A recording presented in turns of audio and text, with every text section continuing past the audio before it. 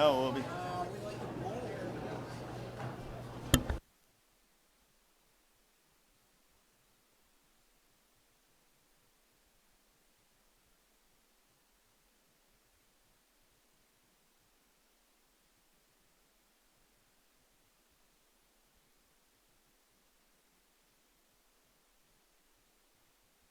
Good afternoon, everybody. We're coming to you live from Super Bowl in good old Anoka, Minnesota, or Ramsey. I'm not sure where we are. Right off of Highway 10. Right now we have the match play portion of our CBA tournament. I am Tom Corbett, and joining me is tournament director Jason Hanson. Hi there. So what do you got going on right now? These guys are at about the 5th, 6th frame of the match play. We had 55 bowlers start bowling the tournament today. This is the third leg of the Locker Guy Bowler of the Decade series.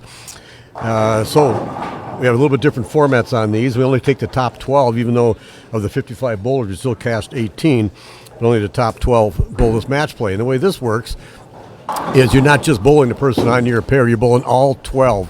Each game, the highest game gets 36 bonus points, second gets 33, then 30 all the way down to 3 for the 12th place. A little bit different formats we like to do because we talked about getting a little boring on the standard 8-game qualifying, 6-game match play step ladder. So I think the bowlers like it. It was a good turnout today. This was the Cheetah 2025. 2025. Yeah. Yep. With 37 mils. Yes, sir. There was a lot of urethane going down the lane. Yes, there was. And there's a lot of dull other stuff going down the lane. Yes, there was. I could get my ball down the lane and didn't finish, or it would hook early and then not finish. I'm not surprised in the least bit. No, I'm not either. Yep. So I had a little trouble, but the score-wise, there was a couple guys that really killed them. For instance, Will Matafee, who led qualifying at plus 273 over, including a 299 game. And then there was Dylan Hanson at plus 170. So he was 103 pins behind Back. Will. Yep. And then Zach Mitchell, who had a 300 game too, at 156 over. And funny, those games, a 300 for Zach and a 299 for Will, and also a 299 for Thomas Cleveland, were all on 13 and 14. Yeah, you're getting right into what I was going to kind of say a few sentences ago about, some people had really, a good look, good day, that kind of thing. But I think a few people had a really good pair, and that pair was only good for a window of time. And then it wasn't very good. And that was a lot of them. And a lot of the scores were very pair to pair. Yeah. Well, I was on 13 and 14 when Zach Mitchell shot his 300, and I had 164. Yeah. And he used that purple hammer, and he just rolled it up. He was about 7. He wasn't quite out further than that. It just rolled up, and they were all high flush until the 11th, 12th, a little bit lighter. But he threw the ball really well, obviously, and he does throw the ball really well. So, but I had trouble getting the ball to finish, to set up at the right time where I'd be high flush. So anyway, that was Zach Mitchell. 4th place, Brady Stearns at plus 126. Tyler Hadrich, and I just saw the comment, of Ryan Savoy saying I that feel Tyler bad. Hadrich, this is his first CBA cut. Yeah, I usually make an announcement when we're announcing people. Under the assumption Tyler had made one before. I feel bad now I didn't give him props. I would have never, because I just assumed he made them. Yep, yeah. Yeah, he said he had nothing else to do today. It was Ryan and Bree's daughter Mila's birthday today, and then his kids were somewhere else. And then whenever he goes, I could stay home and play with my snakes or bowl. Yeah. He raises snakes, by the way. Yes, he does. We talked about that. So that was Tyler Hadrich. And then 6th place, Ryan Julian, making another cut at 81 over. William Jones, plus 79. Tyler Kurkowski, who's been bowling really well this year all over. Yes, he has. Yep. 8th at plus 71. Mark Blaha, plus 67. Made the cut last month. That's 2 in a row for him. Yep. Davey Ullman, being the highest senior at 52 over, was 10th. Scott Endersbe at plus 50, and Brady Gustafson at plus 50 round out the top 12. Because they were tied. Thomas Cleveland, we mentioned, he had the 299, ended up at 41 over. So he was 58 under the other 7 games. Yeah, all 3 of the front 11 games were with urethane too. Oh, I didn't know. Oh, I'm assuming, yeah, Thomas using his. I didn't watch his. Yep. So that's the other caveat to some of this. It obviously took its toll on the lanes. Yeah. And that did affect, kind of where people could play, or it affected who was going to have some success based on how they could kind of tweak it, play it, and shape it. What I know Zach Mitchell used a purple hammer. What was Will using? I don't know if he was a pitch black or a 78U. Okay. I didn't look. He just told me that he threw nothing but urethane all day, so I knew his was urethane as well. And Thomas Cleveland, you got a I'm purple pretty hammer? sure that was a purple. I'm pretty sure. Yeah. 14th, Daniel Kimmer at plus 15. Josh Kennedy at plus 5 was 15th. Jason Cragen was even. For 16th place, Rob Clements at minus 11 was 17th. And Joey Robillard, minus 18, was 18th. And Joey bowled this tournament because he's going to bowl next month, and he's qualified for the year end now. And that's why he came up here to bowl. Yeah, if there's anybody looking for a team mate, you need a bowler, a substitute, or anything like that, Ryan Julian could really use one more entry to be able to qualify for year end. And being a collegiate bowler down in Iowa doesn't necessarily communicate with a lot of our regulars, day in, day out. So if you are in need, you could reach out to me, and I could certainly get you in touch. But he would love to be able to qualify for the year end, and he is a good player, right? He's made the cut here today. He made a couple cuts. Maybe you should have told me that off air first. Oh, sorry. Didn't know you were in need. No, we're not, but but you could be. But I could be. Hey, does he want to bowl for me? I'll be the 6 on our team. No, I'll suffer. Don't worry. Then we had a couple of senior cashers. A guy named Chad Nelson was 27 under, was 19th, but he finished 260, 230. He's 100 over the last two. I want to tell you, I was ahead of him after 6. That's not fair. I don't see your. No, you're not ahead of him after 8. No, I was not. No. And then the other senior casher was Jerry Haldorf at minus 32. He might make the top money list this year, all based on senior cashers in one cut. Very possible. Yeah, exactly. So that comes to the all-important who's winning the brackets of the Locker Guy Bowler of the Decades. So we're going to start with the 50 and over because the two that were in the running, basically Chad Nelson at 4 points ahead of Davey Ullman. And so the way this works, each of your bracket, whoever is the highest, and that gets 25 points, second gets 23, then 21, 19, 17, 15, just like a regular points in a CBA tournament. So Davey's going to get the 25 points because he made the cut. Rob Clemens was next. He's going to get the 23, and then Chad Nelson is going to get the 21 points. So that means there's 4. They tied. Chad and Davey Ullman tied. And we go, the tiebreaker is the highest finish in any one tournament, and Chad won the September tournament, so he gets that. The 40 to 49 age bracket, let's figure that out. If I remember who's in there, because, let's see, Matt Payne, I know, at 150 his last game, not to rub it in, Matt, but he was down to 31 under, and so he didn't cash, but Jason Cragen was even, so he's ahead of him. Let's see, who else is in that 40? Scott Endersbe made the cut. Okay, so he's in there. And then Ron Kish didn't. So Matt actually took one of these. He's figuring it out himself. I know that. Yeah. He's going to make sure he's got the maths done on it. Yeah, he had 6 points ahead. So it looks like he's going to win that because there weren't that many ahead of him. So he's going to win the 40 and over bracket. And so the points were guarded from the September tournament at Southway Bowl, the November tournament at Alexandria, and this tournament here at Super Bowl. Yep. And how you did in those 3 tournaments based on your age bracket. Each one of those bowlers gets $300, and then those 4 age brackets would bowl off at the year-end tournament for another $300, whoever wins that. So let's go to the 30 to 39. And I was told, being that Anthony Stewart stayed ahead of Brandon Hanson today even, and he was ahead of him by 3 points, so he's going to win the 30 win that to one. 39. Now, there's more bowlers in this under 30. They're 29 and under. So Brady Gustafson is, Josh Kennedy bowled, and he stayed ahead of Thomas Cleveland. I don't think anybody can beat Josh because he had 48 points. The other two tournaments, he was third and fourth in them. So I think Josh Kennedy is going to win that age bracket. So it looks like we're going to have Josh. Then we're going to have Anthony Stewart, Matt Payne, and Chad Nelson will be the four rolling off at the year-end tournament. Nice. And if Andy Mills would have been bowling, he's watching, he might have, done something in that age bracket. Yeah, I think he would have been a force, but, well, we haven't seen him for a while.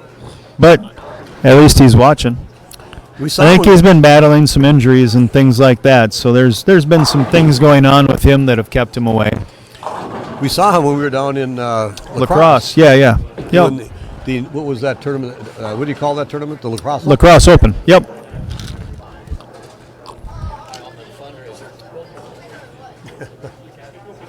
Calls that the Nick Heilman fundraiser. I heard Chad Nelson calling that. All I know is I always watch Chad bowl there, and he has trouble with the shoes. Or the house shot he has trouble with, because that's a tournament where they have the house shot in one lane and a challenge pattern in the other lane. Yeah, and his challenge is usually, it's kind of like going to Southway. At lacrosse, you put a 5-to-1 pattern out, a challenge pattern, and the scores are going to be through the roof. So his challenge pattern is usually around 2-to-1. Oh, okay. Yeah, so it is probably sport realistically, but it does play easier than that. Okay. Andy, you're only 35. I don't know why. Andy, he's like half my age. Half my age, Jason.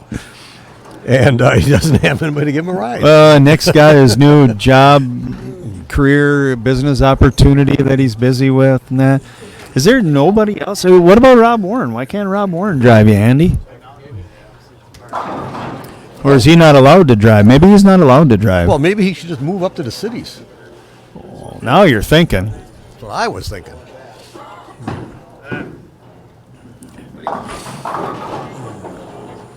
Well, Will's continuing on. The score's reset, so there's no carryover. But we can see he gets this one, and he's got 269.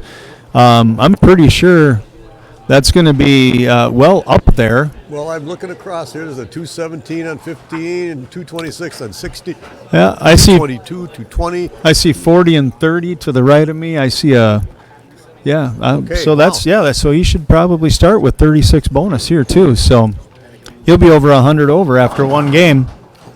And then the 7 count or 6 count for 230 exactly for Brady. Was there a 230 on the end pair? Yeah, I think I see a 38. Okay, so you wouldn't. It might not have cost a 35 and a 38. Yeah, and 3 bonus pins. So now what we do is they just drew for lane pairings, and now what they do is just move one lane left or one lane right from the start, and you still bowl again with a different person as far as your traveling partner, but you're not bowling against them. Yeah, you're bowling against everybody every game. It's all you want to do is just bowl as much as you can, as good, the highest score as you can possibly. But you don't want to really look at somebody because you're not just bowling against somebody close by you, and you can't see all 12 bowlers if you're on the high end compared to the low end. So it's all a matter of just trying to strike all the time. I can't disagree with you, Andy. He seems to equate throwing shots in his basement as important as league would be for him, and he doesn't have friends. So it doesn't matter. Yep. So I think that's kind of I agree with you, though. I think he would find himself performing a lot better on those soft house shots if he saw them more often. Well, his couch is soft. That is very true.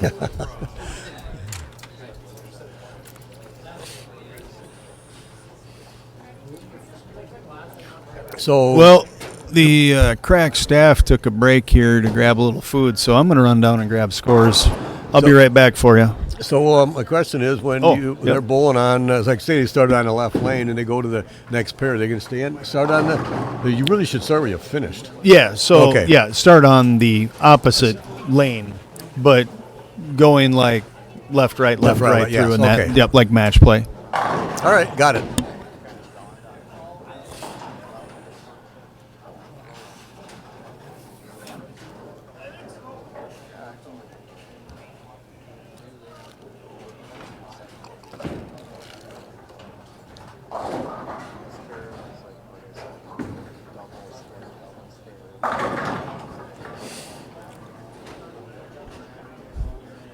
Sometimes people have to have an excuse, Andy.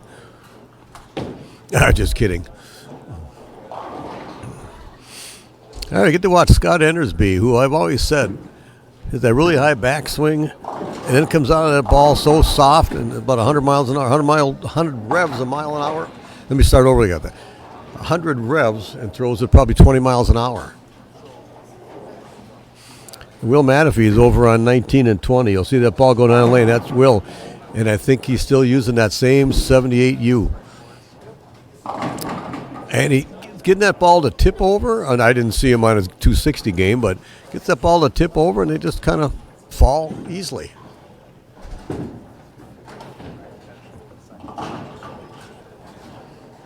you guys order the salad? Thank you. Yeah, just kind of roll that. Do you need pork? Yes, please.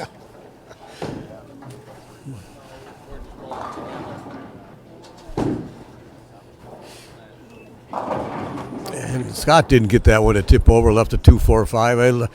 I left that probably 6 times today in a couple of buckets, not counting 2 or 3 other 2 pins. Thank you. So Will, just seen that ball on 19, that was my problem. Barely get it to hook up, and then the next one hooks early and goes high. I couldn't figure it out.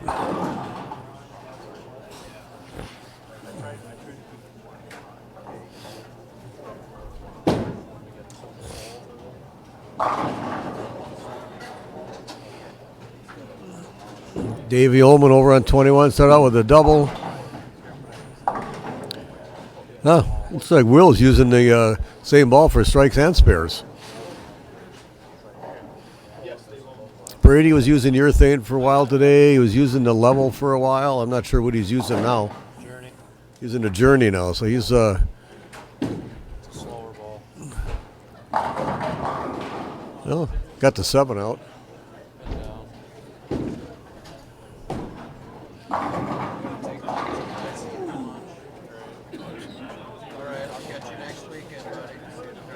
See you, Pat. 6 games. You got 3 points. 36, 36, 33, 30, 27. What did you have? You were, there's about 6 people ahead of you, I think. So somewhere in there you're going to probably get some, you'll get some points.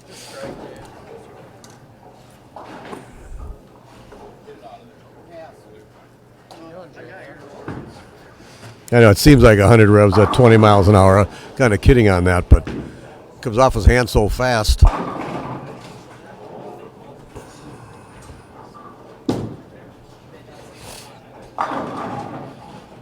Watching Mark Blaha striking right there for a turkey to start the game.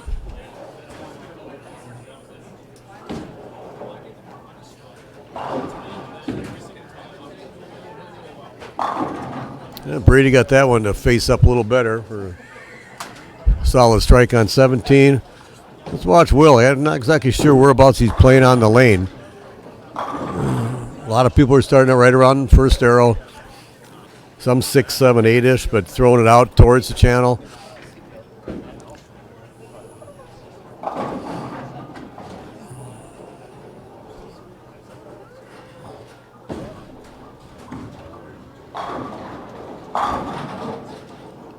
Scott didn't like that one, but it was a solid strike. Kind of fell off at that time trying to throw too hard.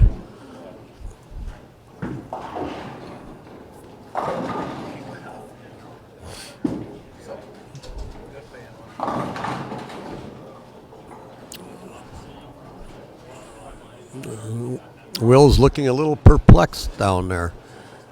It's another bucket leave.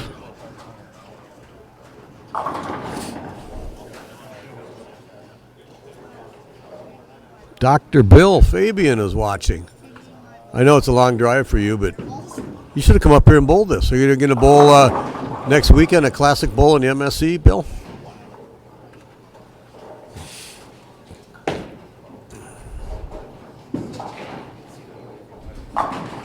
All right, throw the ball straight.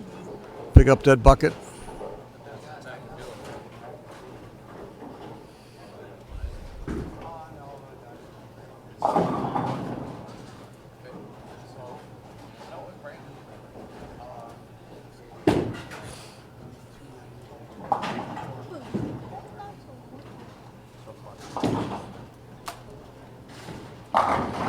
Another 10-pin for Brady on lane 18.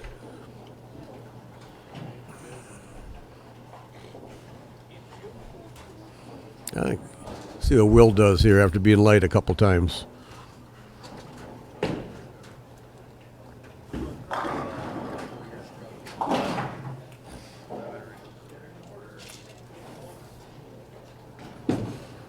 And that was about 11 or 12 at the arrows.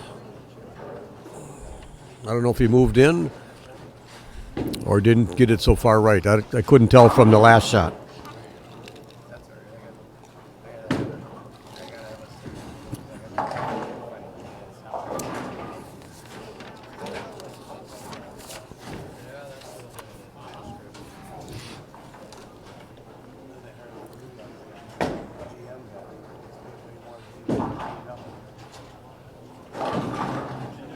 No trip two there.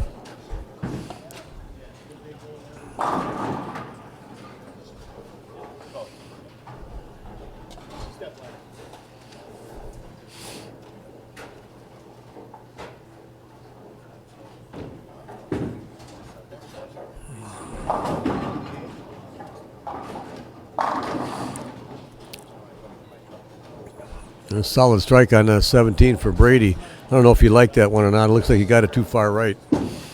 But came back solid in the pocket. Easy 2-pin spare for Mark. You'll see Scott Endersbe up on lane 18 for the 5th frame for him.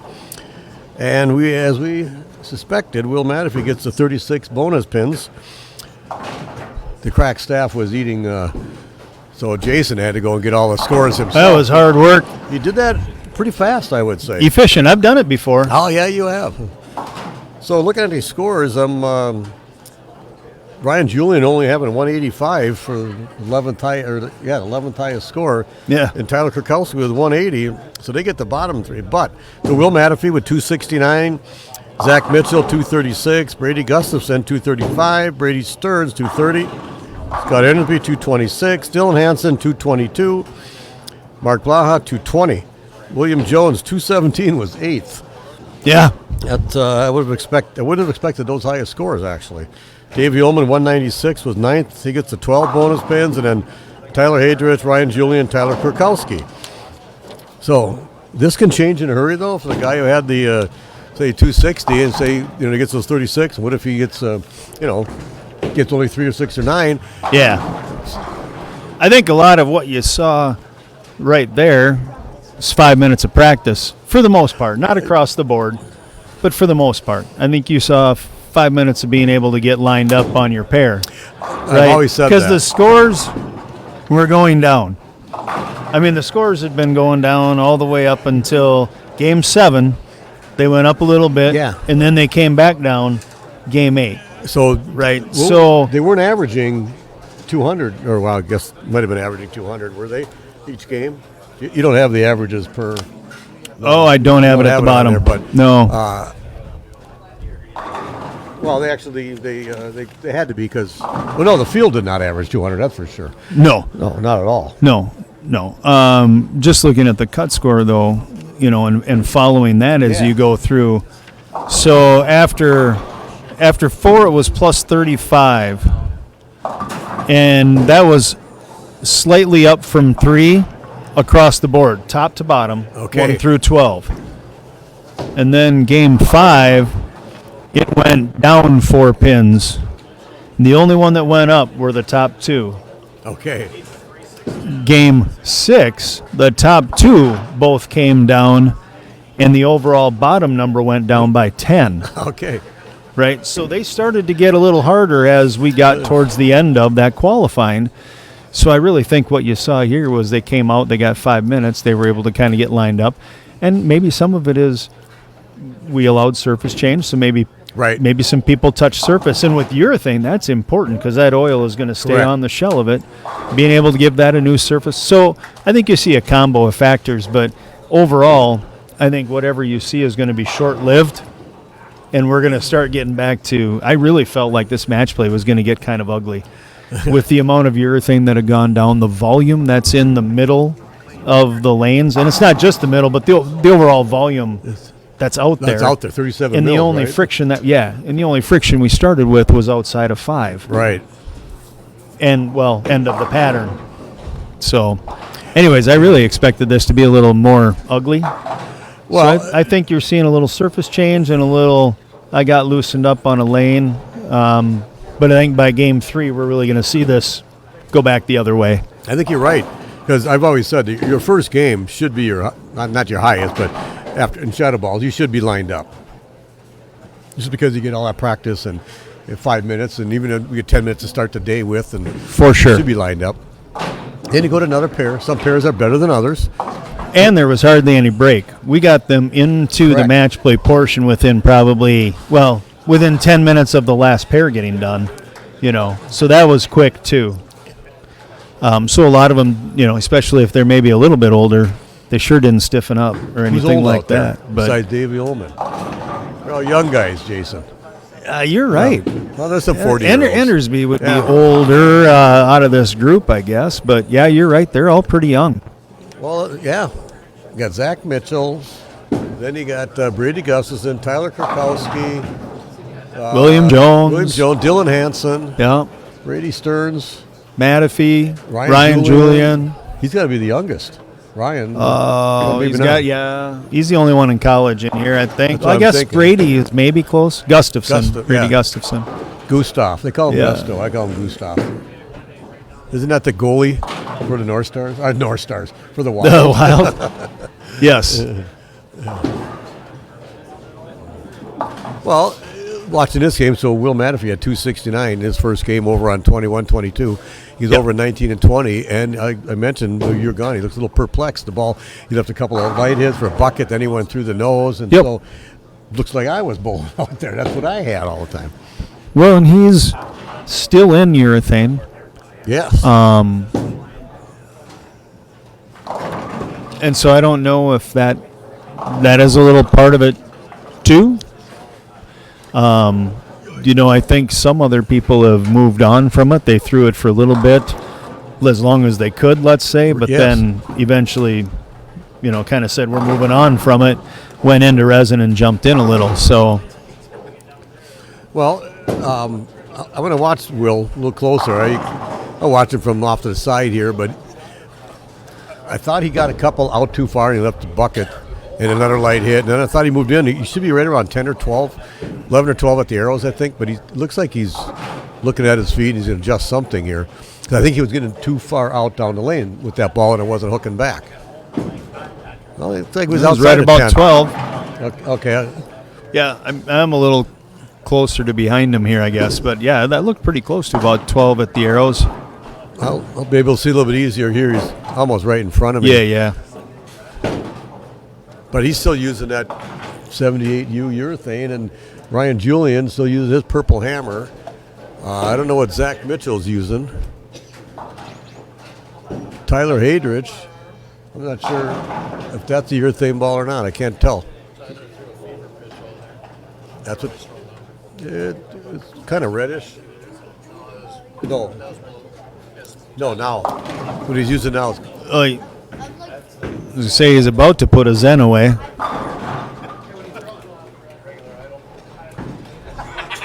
He doesn't know.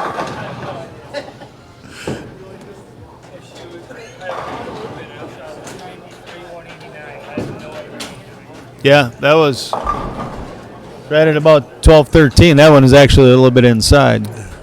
So it hooked early on him. And it hooked early on him, yeah. Yeah, inside's not. The misses to the inside on this.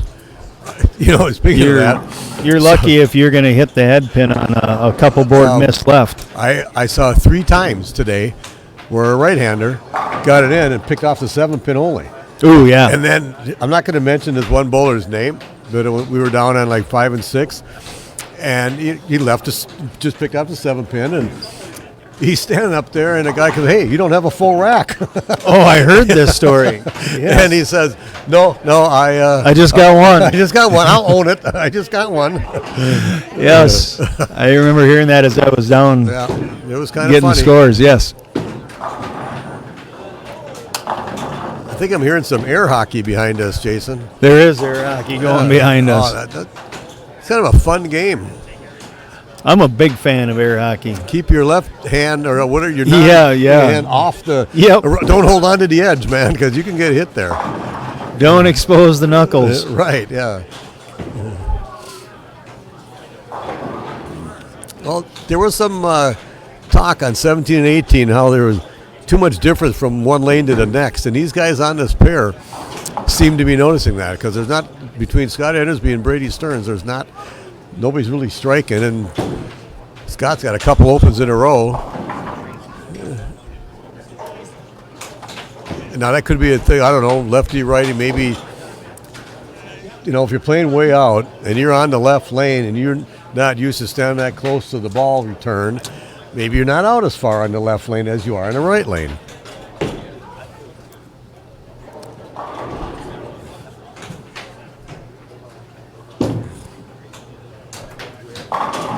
Watching Mark Blaha, we haven't seen him much because he hasn't really bowled a lot of CBAs, but last couple for sure. And I know he bowled I'm not sure if he bowled Masters. He bowled Minnesota Masters too. Oh yeah, usually he bowls the doubles as well. If you did, then he'll have his 4 if he bowls. Yeah, year end. Next month or whatever. But just a kind of nothing fancy, just pretty strong guy. Yeah. Good roll, keeps it in play.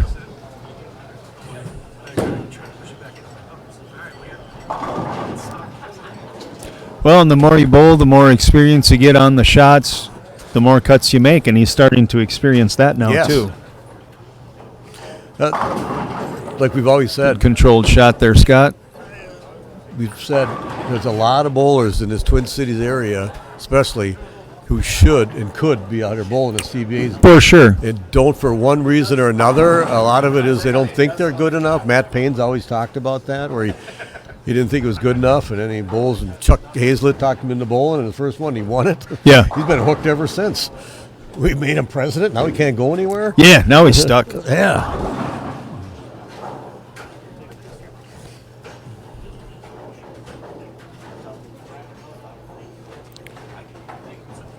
Yeah, normally I'd be sitting here looking at these scores in front of us, and I'd be like, well, this is a big one for Scott, to try and put the pressure on Brady, but it is a whole different conversation, it's not head to head. No, but you still want to be ahead of the guy on your pair. Well, of course. Yeah, you always, I think no matter what, you always want to do that. Whether even in qualifying.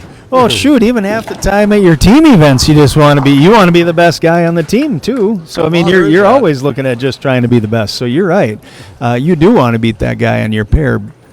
But overall, it's that's not the main focus here. It's to get every pin and try and get the most bonus that you can out of it.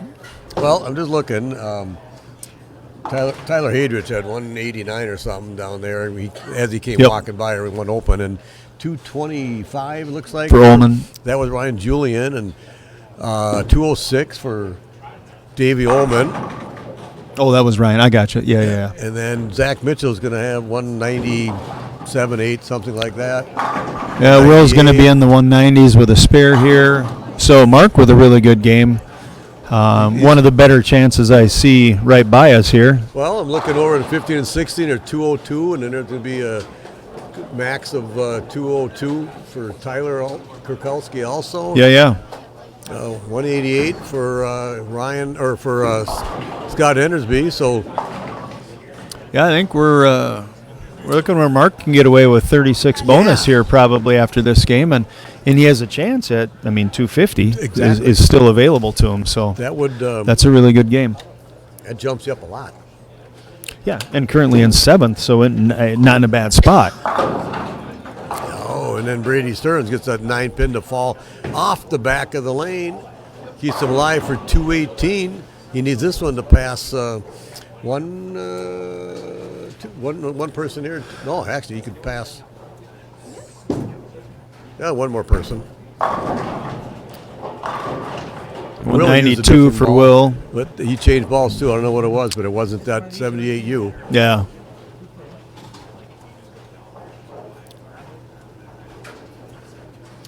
Oh, level. Oh. Which urethane-like in its motion. I was just going to say, explain that ball to me.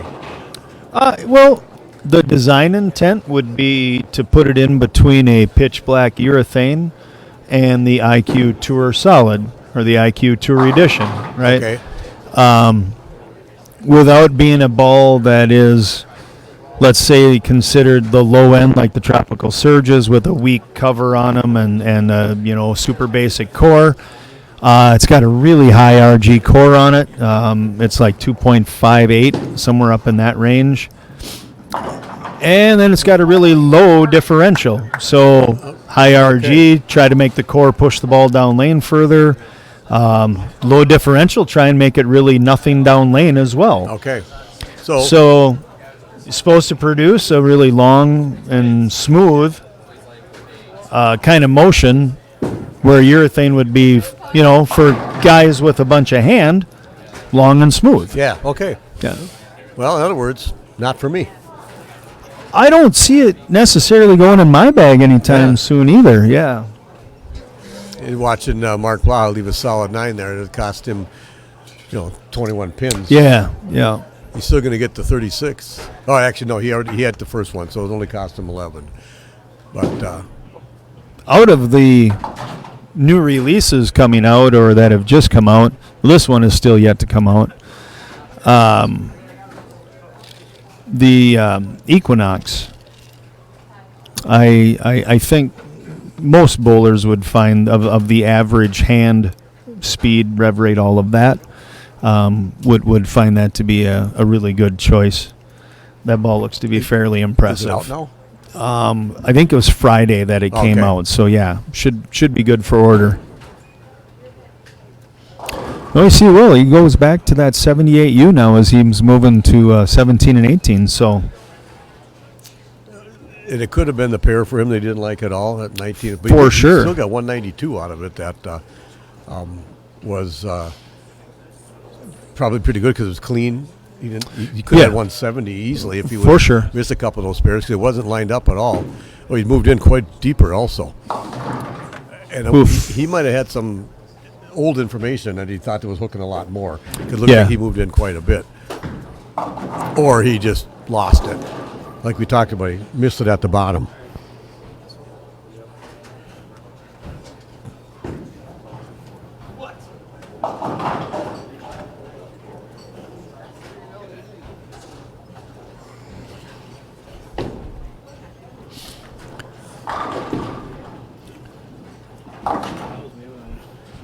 Well, and on our telecast pair currently, you can see a couple of shots that don't look very pretty. We got Tyler Hadrick on the left with the 4.67 and on the right, or 4.710, and on the right the 4.67. So a couple of shots that looked pretty similar, both obviously through the face right there. So that's 3 guys started this game with 7-2. Or no, 2 with 7-2, 1 with 6-2. So I crossed with Tyler Krakowski twice. He's over on 17-18 right now, and he was using urethane quite a bit, but then he was kind of lost, and he jumped about 12 boards and took out some reactive ball, and then he finished with pretty good again, made the cut again, and so he's not afraid to move way different. Yep, make those changes. Big changes. Both ball and area code.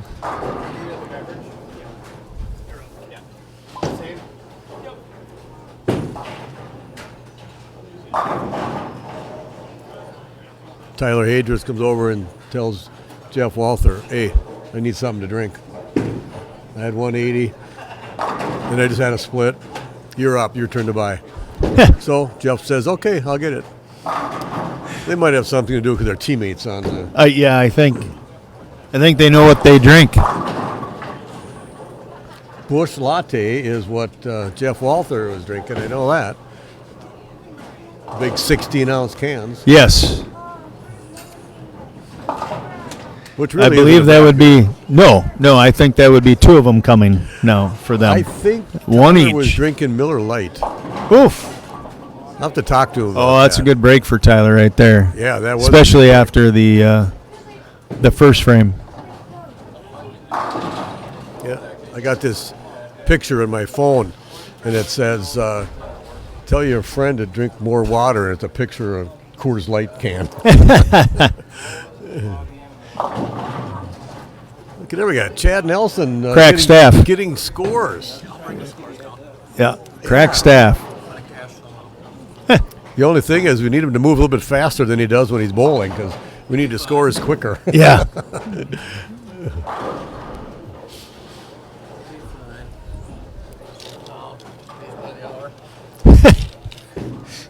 Yeah, Yeah, funny. just like his regular job.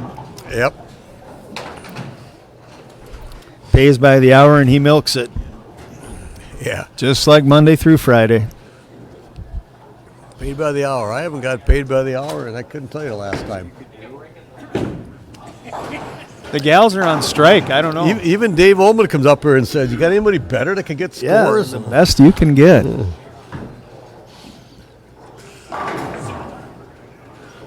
It's a good thing Stacy and Allie don't ever go on strike. Oh, man. I'd have to get scores, too. And I did that for quite a few years. I would have to say Will Manafee is totally lost right now.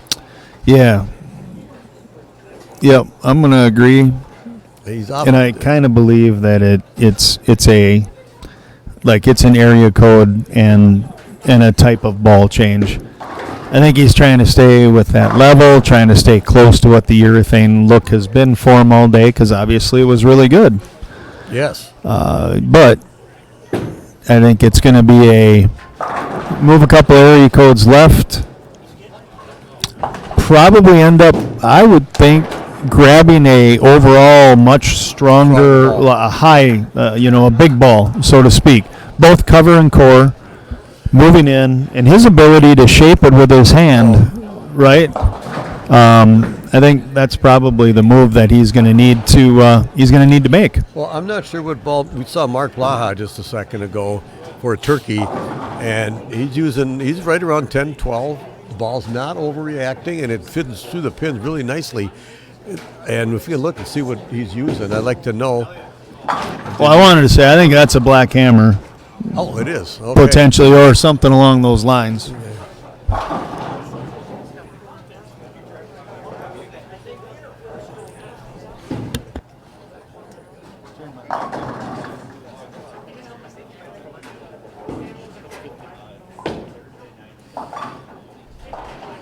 Spare for Tyler Adrich.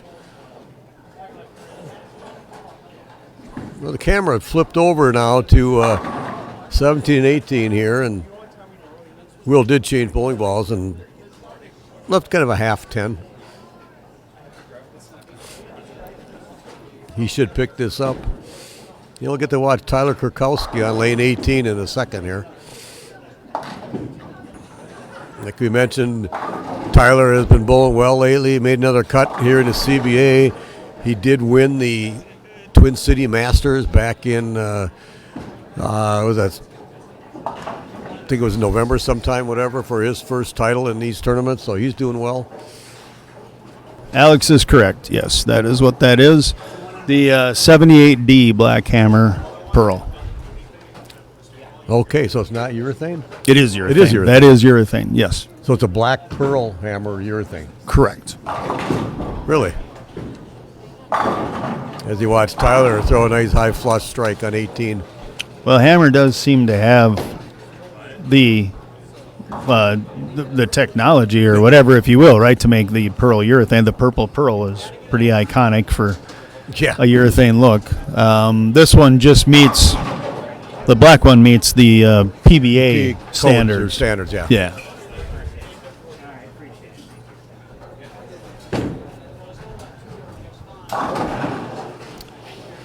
Just talking about how well Mark's throwing the ball, and then he crosses over and leaves a 6-pin. It's probably because I went and looked at his ball. Yeah, then he's, oh, they're talking about it.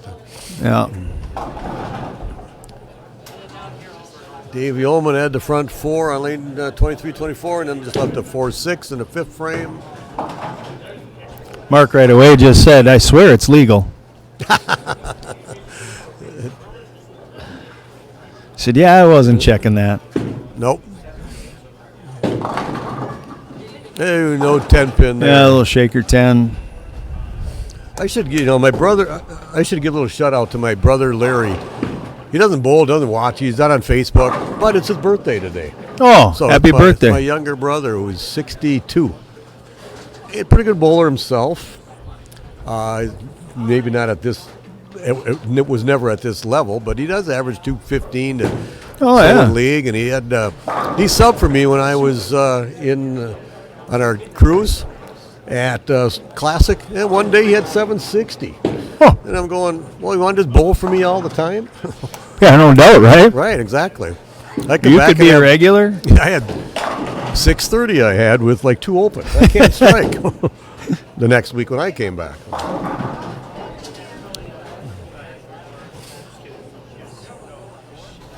So we'll change to something dull and black also. Do you know what that is?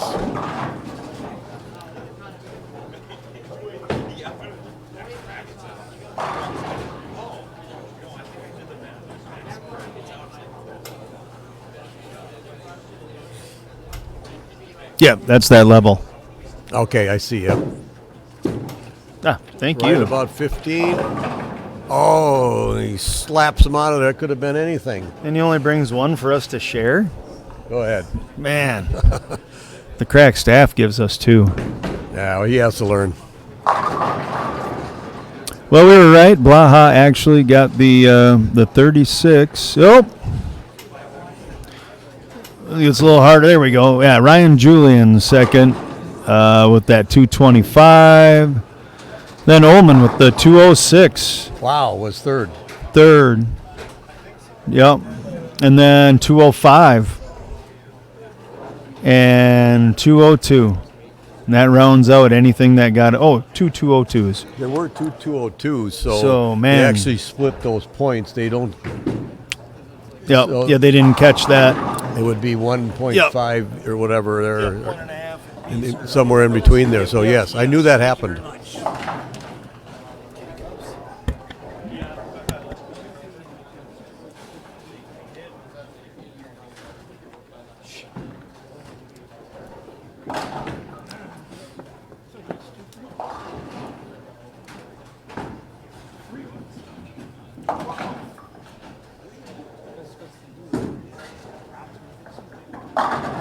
Another nice shot by Tyler Kurkowski on that right lane. He evidently likes that one a little bit better. See if we can get a double here, going at that Dutch 200 pace. Zach Mitchell. Zach started out the day with 258, 300, and 236, I believe he had. So when he started out 194 over after 3, and you end up 156 over, it means you're under the last 5 games.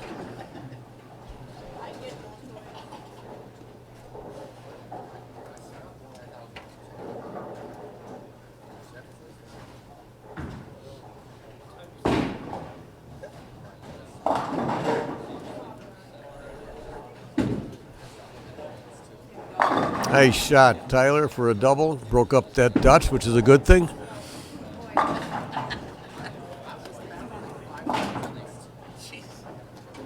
Good spare.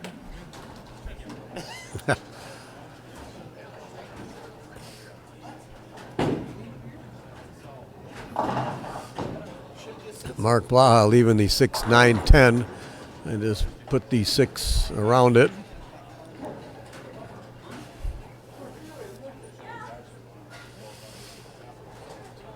So Will figured something out possibly. He's just coming off a double. He's going to be up on lane 18.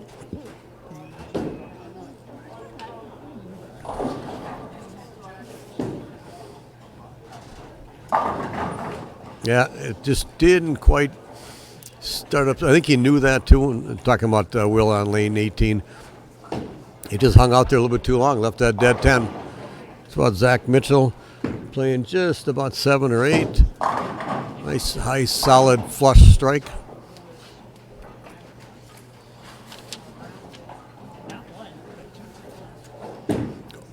So we had to fix it. Now we each got a sheet here because Jason took care of that. Yeah.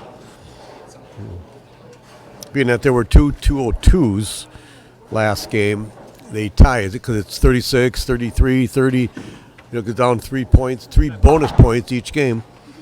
And if they tie, though, they got to split those points. They don't both get the higher one. So instead of 21, they get 19 and a half points.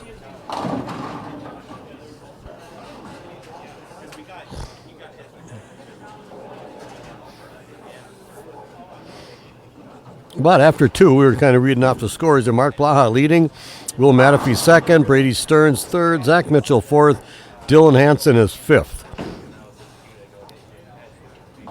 Then it's William Jones, Ryan Julian, Dave Ullman, Scott Endersbe, Brady Gustafson, Tyler and Tyler are 9th or 11th and 12th. But it's only after 2 games. There's a long way to go. And you see that shot on lane 17. That was Will Matafee leaving at 210. Was not one of his better shots. We'll watch Scott Endersbe up here. He's struggling a little bit. 113 and a 6 with spare up. Tyler Hadrich with the 4-pin on. He's struggling right now. He's got a couple open, so he did have a couple of 190s, but he's not going to have that this time. That's kind of a lucky break there, Scott Endersbe. I think he knows it.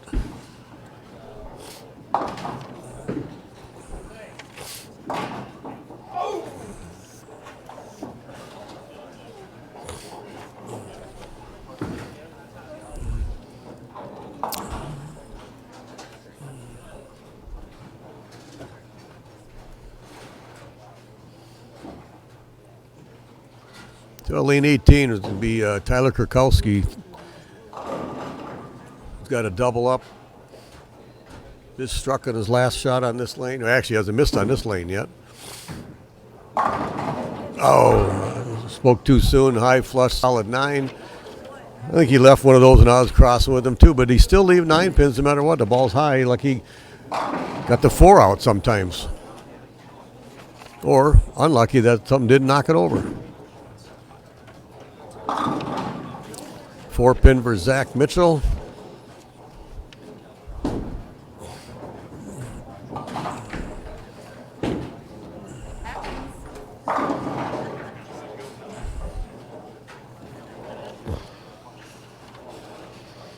It's bunched up, Jason. Look at all these scores. It can move fast. Yeah, I like this format. Yeah. One big game while somebody up towards the top happens to drop down and it can make a quick, 30-pin change real fast. Exactly. Well, if a guy shoots, say, 190 and he's 10th, and the other guy shoots 250 wins them all, that's a big difference there. So, watching Tyler Kurkowski on lane 17, left only a 2-pin, which was kind of a good break. You got to watch Mark Blaha here. He's come back with a double after that open. And 7-10. I only left 3 of those today. I left a 5-7. Then I changed balls to my phase 2 and picked it up. Then you wondered why you weren't throwing the phase 2. Well, then I used it for a while after that. And that worked once in a while too, just like every other ball I use once in a while. Right. They look good, and I just kept thinking they're going to make the turn, and then it just didn't. And then if it hooked early, which it did a lot, then it was through the nose or crossed over, and I didn't strike when I did that.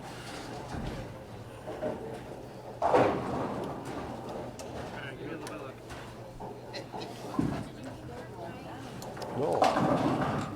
Hazy? Sure. Yeah. 2 hazy. 2 hazies? Yeah, sure. Do you want them on yours? Yep.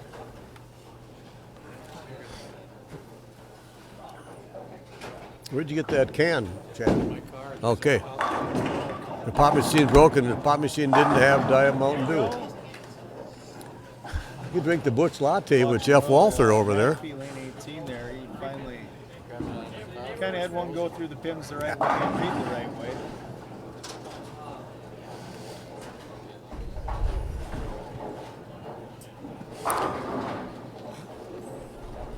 Well, I think the 17 is tighter than 18.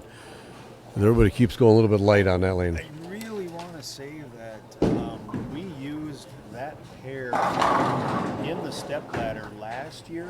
Oh, We yes. discussed the whole when somebody shows up on that pair, how surprised they're going to yeah. be based on the difference. So it must be a topography thing. But I kind of remember us talking about that. Yeah, I think last you're year. right now. Yeah. We had our year-end tournament here last year. And that just did not pick up and make the corner. Yep. Or it went down the lane further. That's a very possible, that could have happened also. Yeah, I remember having these conversations and then watching as, you know, matches went on throughout the match play, and then how we talked about, well, this is going to be used. Yeah. during the step Yeah, so right. It's going to be interesting to see how people navigate through that.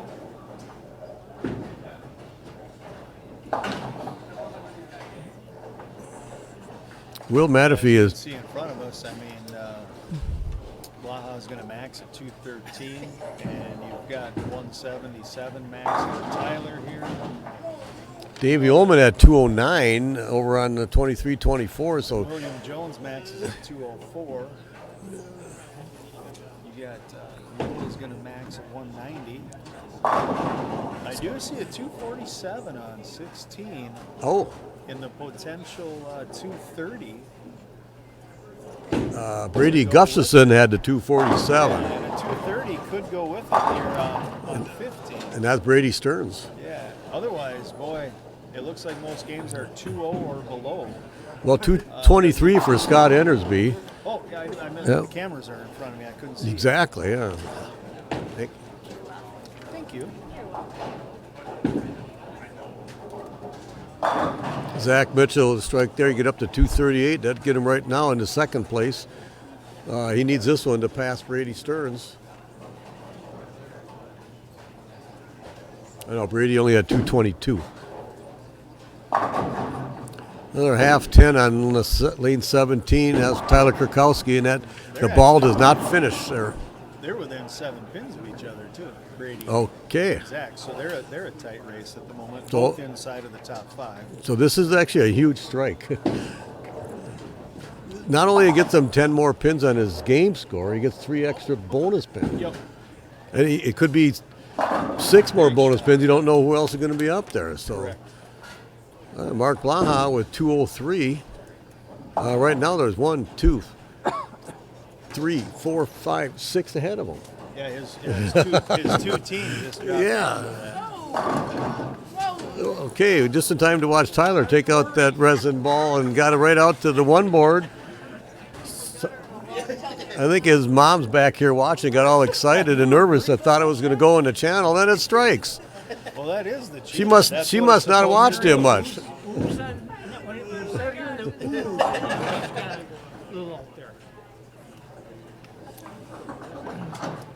Gave him 208 and he passed. Well, I was going to say that 208 is big too because there's a couple of, 204, 203. 203.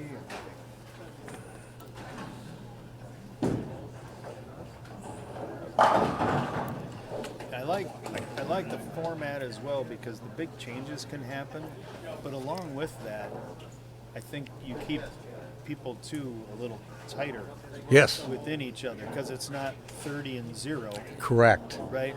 It's- It could be only 6. Six, back yeah, to the right, person that, exactly. you're only 7 ahead of or whatever. And you Yeah. could only get 6 more in a bonus than them.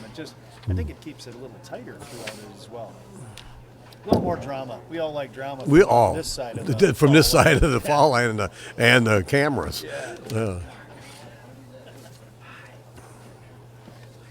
I think Will's going to strike on this one because the ball's going to finish higher in the pocket. You just kind of like it just finishes through the pocket. You can just tell how much more relaxed I think people are on that right lane. Yeah. Yeah. And I know my last game or my 7th game was on this pair, and I didn't realize that lane was hooking more until I went through the nose twice. I have to do that first before I realize that the lane's hooking more. If you had kept your notebook, you would have been able to just Know refer that. back to it, and you'd know that 17 is tighter by an arrow. You know, that notebook, Yep. you mentioned that. There's a lot of people who use notebooks. I remember Carl. Yeah, Scott Yeah. Pohl, too. Yep. Yep. And I bowl every Monday night with Bill Fairber, who not only keeps every single time that he bowls a notebook record journal of. Really? It's complete with balls thrown, where he's playing. But he also has like weather, the temperature outside, Okay. and everything on the date and everything. Yeah, pattern that he's on. Well, that's impressive because So he's got quite a record of what he competes on. and he's done well. So if Yeah, you especially as of late. yes, He's been bowling really well lately. so going in, and you look back, and if everything works right, the weather this and that, and he had the right ball, you know where to start and what to do. Yeah. Yeah. Yeah. The only thing I would say is that he keeps it all in one notebook, so you'd have to know like what page that. I bowled an end over on this game. I gotta go find that page. You know, you should be able to put that in his phone under notes. What's that? You should be able to put it in his phone under notes. For sure. But I gotta go fix the camera now because Zach Mitchell talks with his hands. oh, really? Somebody knocked the camera on.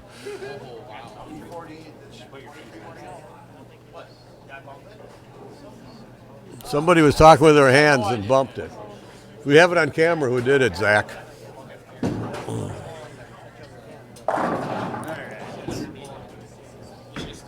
So we got Brady, the other Brady, Gustav. Not at all. Okay. Not in the least bit. Okay, so he comes from 15 and 16, just shot 240, Yep. and throws his first ball on 17 and leaves at 24810. 24810. And he's going to adjust off that 24810 on lane 18. He's going to go through the nose. Good call.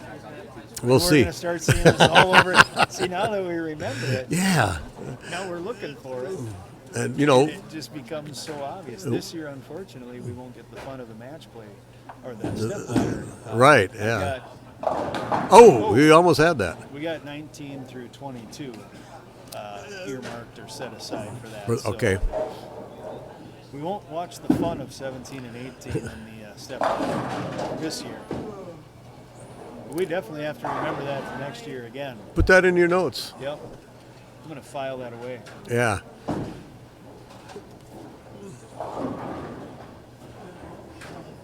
It's funny, all the good bowlers take notes. I've always said that's what separates me from the good bowlers. Just a poor note taker, so I just don't do it. Yeah. It certainly is an ability. Well, I would go, how can, Talent, yeah. work ethic, it's none of that. I would go there and go, well, yeah, but I threw the ball really well that day, so maybe I'm not today, or maybe I'm now and didn't then, Yeah. so, That's got to be in the notes, too. yeah, well. I keep a lot of notes. I don't know why you don't keep that. You keep all these stats and stuff. Uh-oh. Score.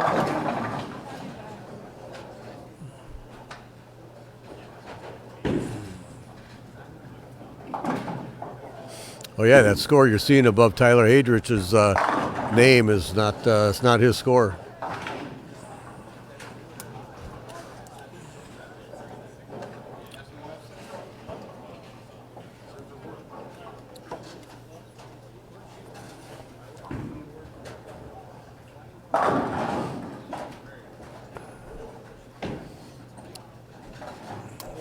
All right, let's watch lane 18 and see what Brady Gustafson does after going light on lane 17. Wow. Oh, he did make a move. It still didn't read. It still did not read at all. So 15 and 16 must be hooking quite a bit more than this pair, at least on the right side.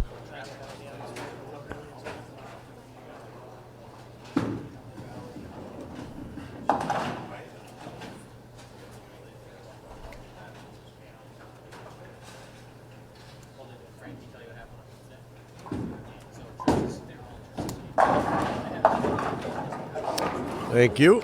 Catching on. I'm getting a little quicker. Oh, yeah, Chad getting the scores.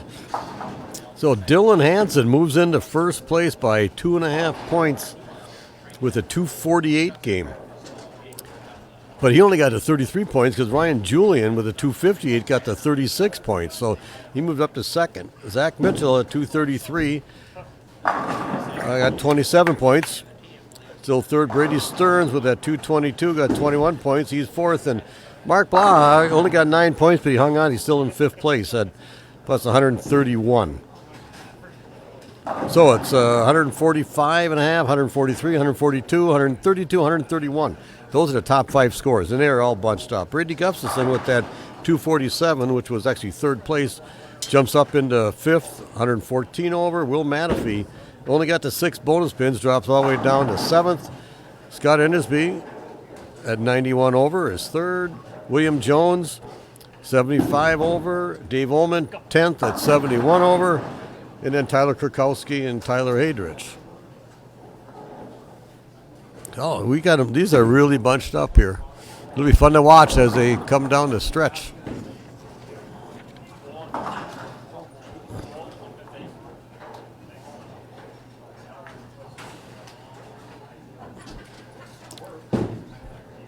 So you're watching Tyler Kurkowski here bowl, but that's not their scores. Those scores are, that camera's locked up. So what Tyler has is spare, strike, and spare. He spared that 3-6-10. 59 in the third, spare up. Tyler Hadrich with 49 in the second, to spare up. That split pickup there was for Zach Mitchell, 40 in the second. See William Jones leaving a 10 pin on lane 21.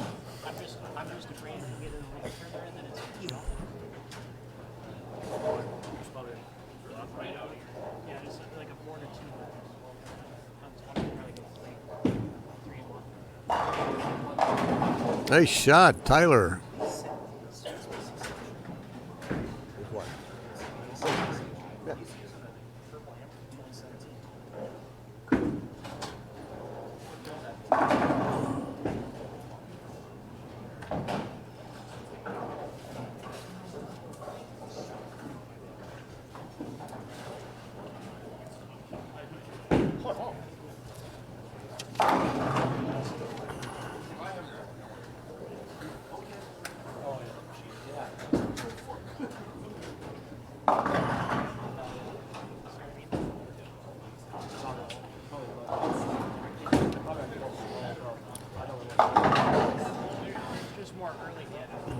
Hey, Steve, this is not really, they're not really bowling a match. They're on that lane because you're bowling everybody. High score gets 36 points, second high gets 33, 30, so on. And so it's really not a match. You're not bowling against a person on your pair. You are bowling against everybody. 6 games of that.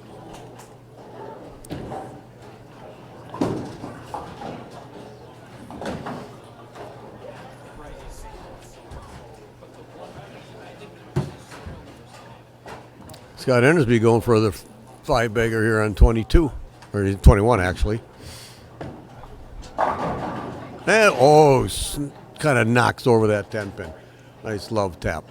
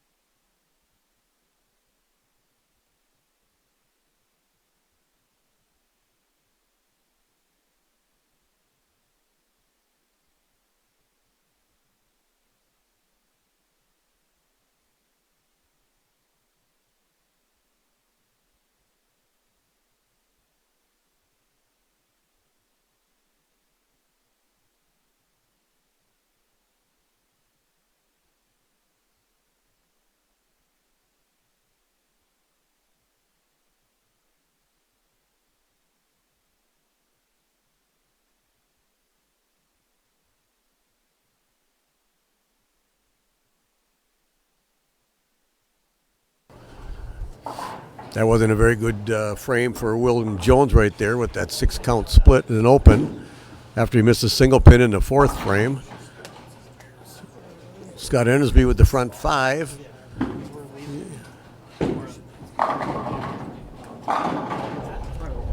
Zach Mitchell striking on that left lane. He's going at a Dutch pace on 17 and 18.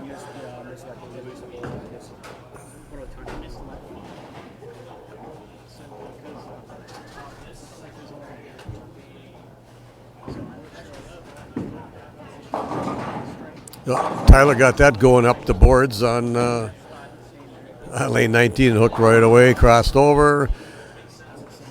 And you see the 4-6-7 by Scott Endersbe. That wasn't what he wanted to do there, but he should at least get 2 of these pins worth 4 as you're keeping score. As he's throwing it on, he gets just 1, trying to pick them all up.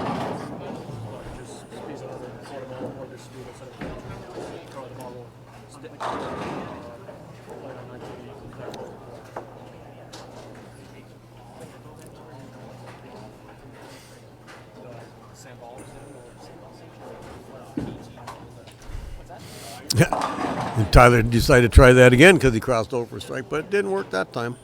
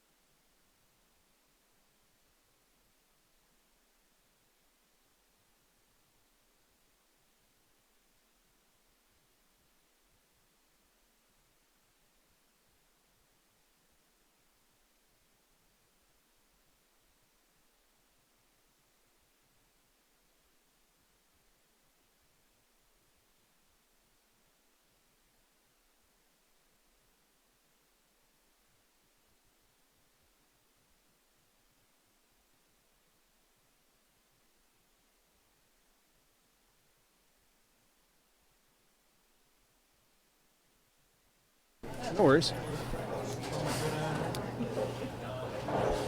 I bet I still need to fix that. The score is still not right on 19 and 20. It's not right, but I'll let you know. Tyler Krakowski has 196. Now spares, so he's going to have 216 with a strike. Tyler Haderich could strike out for 216. We got Zach Mitchell on 17 and 18, who's kind of figured out that pair. He still has 250 if he strikes out here. He's got 116 to 7th with the double ups. He's got a 4-bagger there. Brady Gustafson, who come off of 15 and 16 with that 240, it just was totally lost to start with on this pair. Who else we got over there? We got Dylan Hanson, who had jumped all the way up to second place. Or actually, he was leading. He's over on the end pair, and he can actually still got 269 if he get 2 more in the 10th. So he's looking to get that 269 plus that 36 pins. So he might just put some distance between him and Ryan Julian, who we can't really see what he's got. 105 and a 6 with a strike up. So, all right, score's fixed. We're good. Okay, like it. We're just talking about Dylan Hanson with the strike here. He's into 260s, and he had just jumped up into first place after, and he did get that strike. So the young kid who I know he works out at Cedarville Lanes, and I know he practices a lot. And I remember when he first started bowling some of these, he could be 300 under just as easily as 100 over. But now seems to have figured something out. I think he's another one, not maybe quite like Thomas Cleveland, but one that has in the last few years as a two-hander really, really improved. Yes. Honing their skills. Exactly. I was talking with Chad earlier today about, and we've talked about this before on the live stream, about who's the best CBA bowler that has not won a title. Well, we thought it was Josh Kennedy was one of them, but then he won. Yeah. Well, Thomas Cleveland was always in that conversation. Yeah. I'm trying to think of some other ones who. William Jones won a couple. No, he's won. Yep. Tyler is becoming on that list. Yes. The more and more he bowls these overall ability and things like that, he's definitely now becoming more of a regular, definitely on that list. Yeah, being that he won the Twin City Masters tournament. So he's won before, and he kills every house shot he bowls on. So trying to think who else is out here. Zach Mitchell is one. Clear some bags. Okay.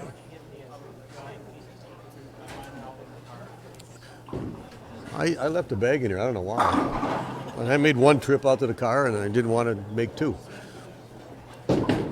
So Matt Payne, get over here. You got to get onto the welcome into the booth here, because you have not welcomed on the lanes anymore. You were in Mexico in the January tournament, so we didn't. Yeah, I would have killed him. Well, that's what I thought you would have, whatever, but you didn't. I mean, you weren't there, so you didn't. Yeah, I looked for a bowling alley on our what do you call it, our all-inclusive, and they didn't have one. So I settled for, what did I play, tennis or something? I was on a cruise in the end of January, and it was called the Majestic Princess. So there was Verna and me and my brother and his wife. So there were 4 of us, and my age is, and we were young on this cruise, Matt. I had never seen so many wheelchairs and scooters and canes and whatever. And I'm going, there was 3,500 passengers.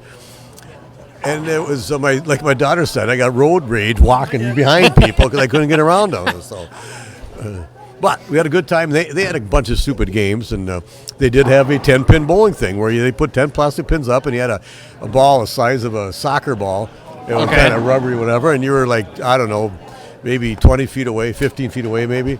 Yeah. And if you got a strike, you won something. Okay. Which is like a wine stopper or nothing really big, but so we did stupid games like that. But man, that was we still had fun. Still was able to eat and drink what I wanted to. And sure. We had 9 different stops at different places, so that was fun. But yeah, that was the oldest I've ever seen somebody on a ship.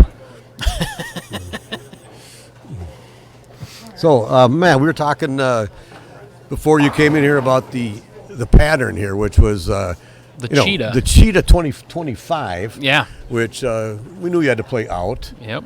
And I thought, I should be able to at least keep the ball in play. Well, I didn't. I couldn't. It would either go a little bit too far or at least later on, and then hook up early. So I didn't. What did you find out? I found out that, I didn't start far enough right out of the gate, and then when I did get far enough right, I would run into early hook. And then if I had to move left of it, I didn't get anything down lane. That's exactly what I had. Because I have to stay too clean or too straight up in the fronts. I don't throw to it like a lot of these guys, and they were throwing urethane to it. Like they were able to bend it, and I just didn't. I didn't have that. I'd have it on a couple pairs here and there, and give myself hope, and then not the others. I was good the first game. I should have had a higher first game. I had 209.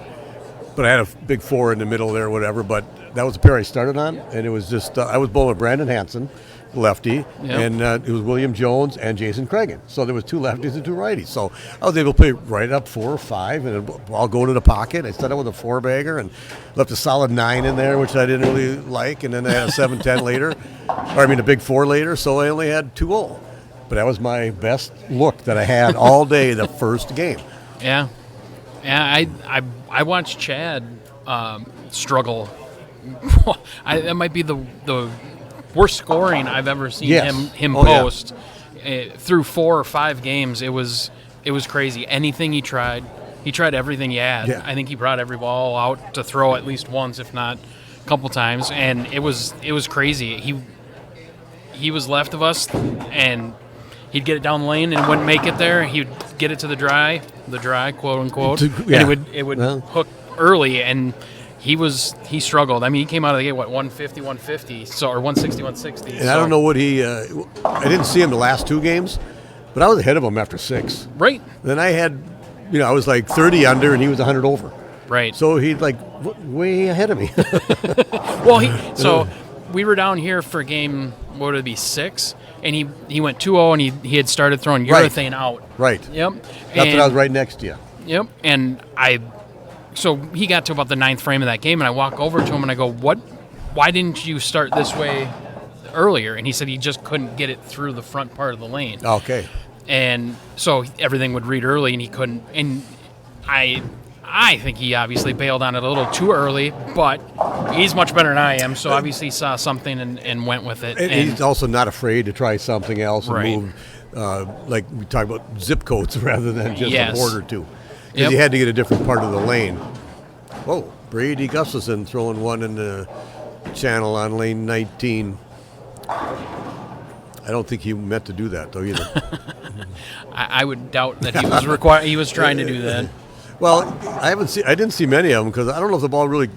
I don't want to say can't go in the gutter because he just did that, but you could throw it there. It would kind of. It would. It would dry. The last couple boards were dry. If you got it there at the right time, you get it to Correct. face up in the pocket. But Let's see if he makes an adjustment. he did. A lot of times you bail out on that because you don't want to throw it out there, and even though you got to get it out there. I want to talk about the bowlers that we have bowling here. It was brought up a while ago. Ryan Julian, who is from New Zealand, but he bowls from Mount Mercy in Iowa, and he lives in Iowa. So we allowed him to bowl these CBA tournaments because it's a 5-state area. We kind of know that he's obviously from New Zealand, but he's living in Iowa. Maybe he stays in Iowa his whole life. We don't know that. Well, but yeah. we allow people to bowl if you're from the 5-state area and he's not a PBA player. Right. Has this been brought up with some people who they're on a PBA tour right now, and if they're both full-time out there, now we're not allowing them to bowl even though they were from this 5-state area. Even like Tom Hess, you still wouldn't allow him to bowl, even though he's a senior. He's a PBA Hall of Famer. Correct, that too. He can't bowl like the super senior stuff and senior high roller stuff because he's got too many PBA titles. So we shouldn't let him bowl the CBA either. And I know he bowls the Lacrosse Open, and he won it last year. Yep. They have different rules, which is just fine. But the Lacrosse Open is a once-a-year tournament. We have 12 tournaments a year. and it's an organization. And didn't you tell me that was from 71 is when these rules were put in place? They were put in place So- in June of 1971, and I'm not sure why they picked a 5-state area back then, but it was patterned right after PBA. They pretty much used, same type of a format but less games, of course. Because we had to do it on a Right. weekend, not in a week, and so we just kept it the same all the time, 5-state area. And, if you're from Illinois, you're from St. Louis, we don't allow you to bowl. Right.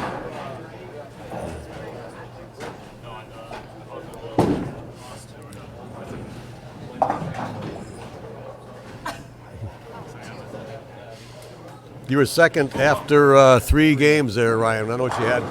We'll have the scores up here, let you know. Yeah.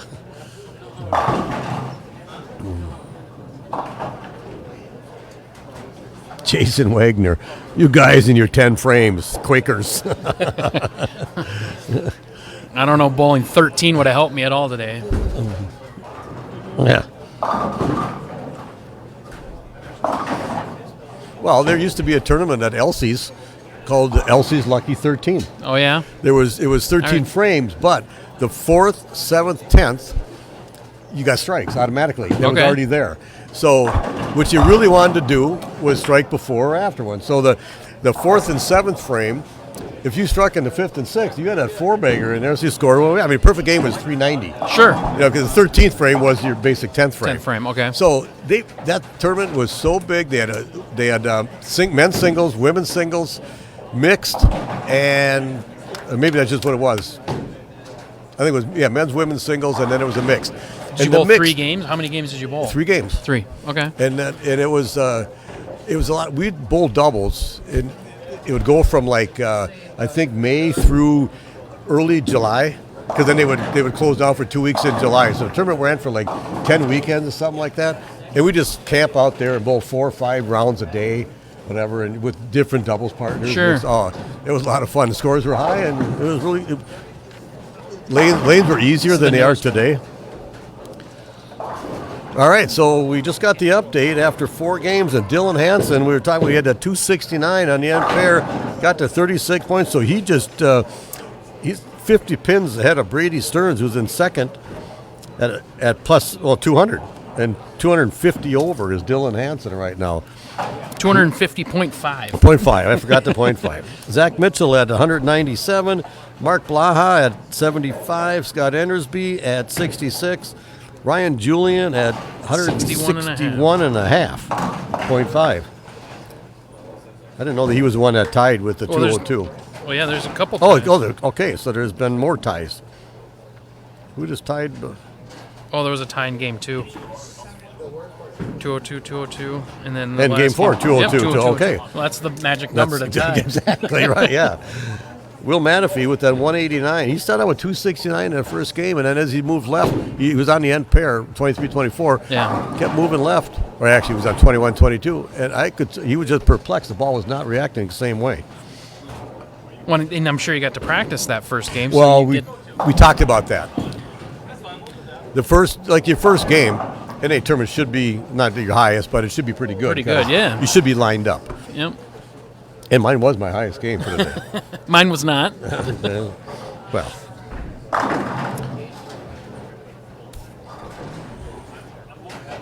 So it's still bunched up. There's kind of separating between 6th and 7th right now, though there's like 50 pins or so difference there. Yeah. But whoever, say Will Manafee is 7th at like 109 over, but if he, shoots 240, 50 and gets that 30 bonus pins, he could jump right up there. Yeah. But from 6, kind of falls off after 6. There's a 60 pin difference there, 52 pin difference. There's really not a position round because it doesn't really matter. You're just Right. bowling. You're not bowling any particular person, so we're not just going to put the high guys together because it doesn't really matter. You're just going to bowl for scores. So Right. these guys are looking. Just got 2 more games to just have high games and Right. get the higher bonus pins. Which we see can happen. I mean, Well, especially Dylan had 269. That's, I was just going to say, his games, he got 21 bonus pins the first game, 19 and a half the second, and 33 and 36. So the last 2 games, he was second high and then high. Brady Stearns, 27, 27, 21, 30. He's staying right up there, never getting that low game where you only get 6 or 9 pins. That really hurt, which would hurt Will. Zach Mitchell, 33, 15, 27, 27. Mark Blaha started with 18, 36, and he had that 9, even with 203. Right. That's a tough one to take 9 exactly, on. Yeah. And then he had 24. And Scott Endersbe, 24, 6, 24, 33. Yeah, he's trending in the right direction. No, there is that. Well, only Dylan Hanson, he went second, first. Can't get any more than first, but so he went all the way down to 13 and 14. Oh, no, he's over here on 21, 22. So we get to watch him. What's he will have the open spare double. Yep. Okay. Well, he seems to be relaxed. He's kind of bullshitting over there, and we were talking before he got here about the best bowlers, CBA-wise, who have not won a title. Oh, yeah. And we talked about Josh Kennedy and then he won one. Well, he won it. Was it August, whatever it was? Well, Thomas Cleveland has always been in that conversation. Yes, and we absolutely. just discussed maybe Dylan Hanson. Now, he seems to be bowling better and better after he figured out his because he made the show last month, right? Yes, he did. And he had a good showing out in Rochester for the Rochester match games. Okay. I think he made the show there too. So that's a pretty solid pick. He's bowling more and he's bowling better, and I think he's got his stuff together currently. And that's good to see. Well, he works at Cedarville, and I think he might get some practice, and maybe he gets some tutelage from Scott Pohl. I don't know. That's not bad. Not bad, exactly. Yeah. But it seems to me that he's throwing the ball a little bit harder and straighter. Now today you got to be. He's not going to hook in the lane. But people like to hook the ball, or I shouldn't say they like to see the pins fly around. And so sometimes the more you hook the ball, the more the pins fly around. But in order to score on these tougher patterns, you got to be straighter, at least through the heads. Yep. Ooh. So Jason comes back into the booth with us. He's been doing some tournament director duties. Oh, admin work. That's why you get paid the big bucks. Yeah. We talked about that a couple months ago, whatever. He gets paid to do this, and I pay to do this. Right. Who's better off here? Right.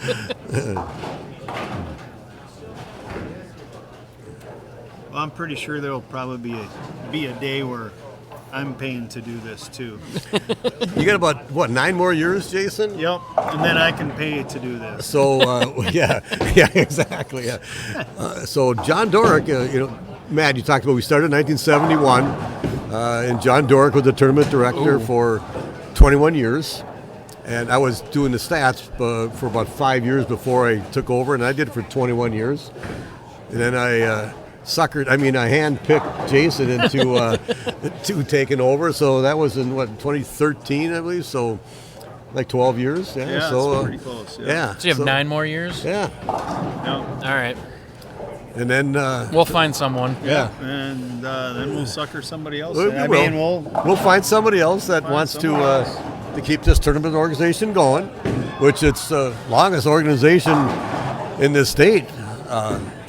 Easily in the state, and I don't know how many other tournament organizations around the country have been around for as long as this.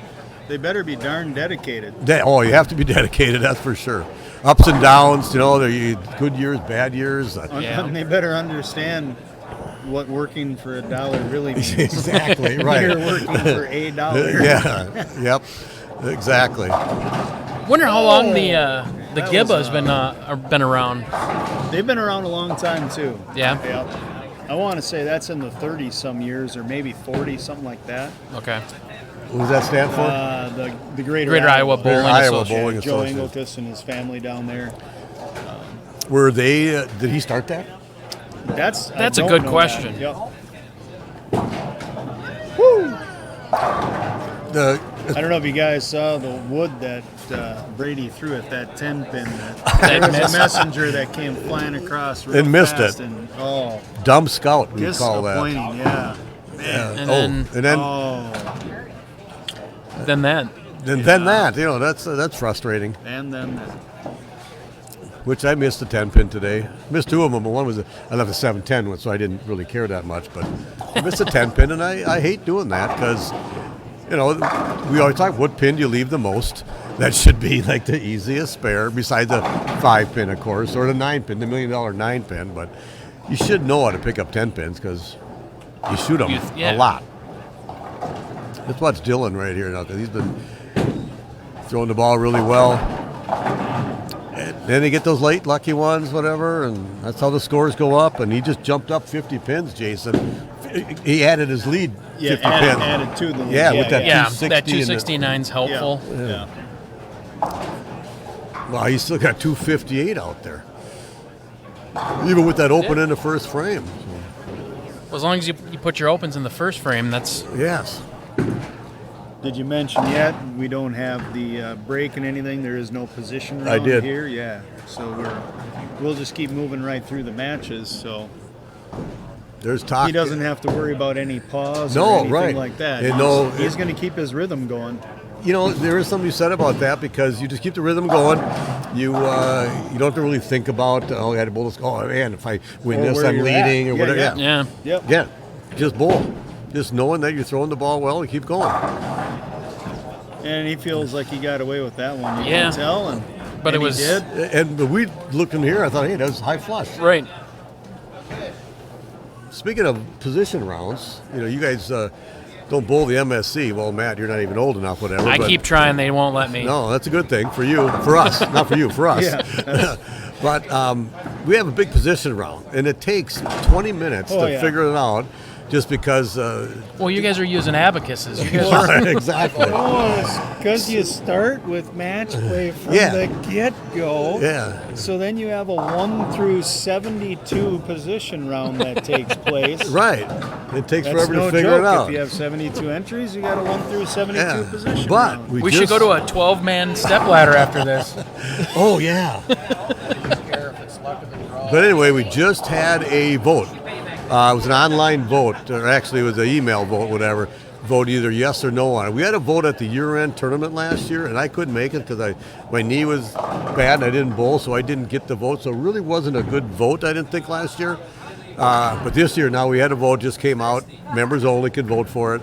And do you want the position round or not want the position round? So I voted not to have it because there's 20 minutes in between trying to figure this out. doubt. And it is And Chad said he voted no, too. But go ahead. Yeah, I heard him say that too. Yeah. So, but the worst part is, it's 1 for 2 payout. And if you're, say, there's 50 bowlers and you're in the bottom, 40 or something like that, you don't want to wait those 20 minutes. You just want to have the last game and go. Yeah. Because it takes 20 minutes or more. And then there's practice, and it adds at least a half hour to the day, if not more. It just seems that. And then they got to figure out if a super senior or a real old guy made the ladder. That stuff I think is all good because we paid 1 for 2 in each category. If regular is 59 and under, or is it 50 to 58, 59 to 67, and then 68 and over, something like that is whatever. So it works because we get 60, 70 bowlers a tournament. So something's right. I don't know if you noticed, I stepped out of the booth when you guys were I know. talking about that tournament and the rules and that. But Steve touches on something that I agree with. I think the dead guys voted. And that's how you ended up. Well, he didn't spell dead correctly, so I thought they died. It's not his fault. Unalive people. Unalive people. Plus died guys were voting. Died guys. Did they dye their hair or something, whatever? Did they look younger? Yeah, great. Sorry, Steve. I'm just giving you crap. Does that mean the position rounds lives? It doesn't... It didn't get voted down? It didn't get voted on. We don't know yet. They're still tabulating. Yeah. The vote just came out, yeah. Does that something to do with the election a while ago? Anyway. They're still counting. Dylan with 237, he strikes here, and it looks like he's going to be high of the... At least down here. Of this whole 8 length right here. That's a good start. And maybe Davey Ullman could beat him over there on 16. He's still going to get 30, 33, maybe 36 bonus pins. He's going to add to his lead. Yeah. That's good for him.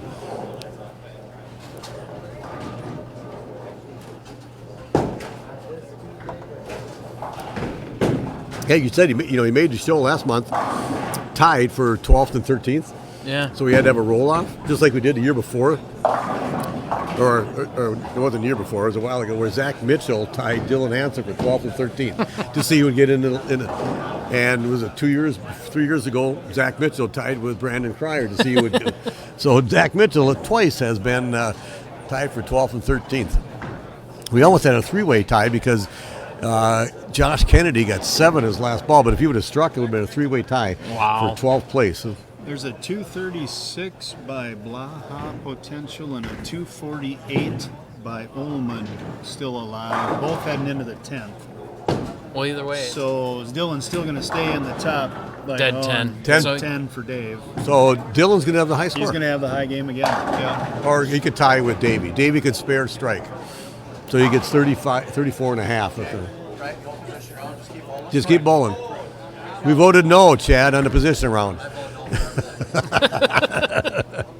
Oh, Chad can't win again.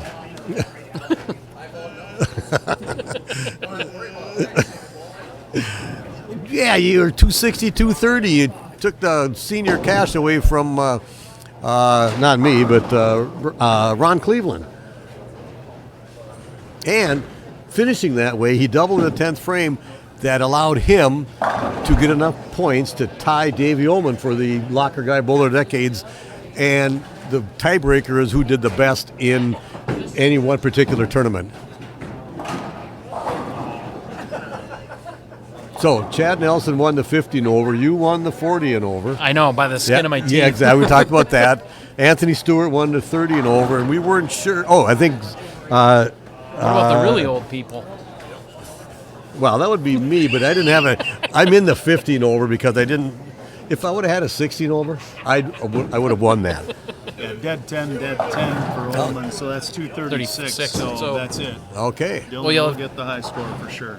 And we think Josh Kennedy is going to win the 29 and under.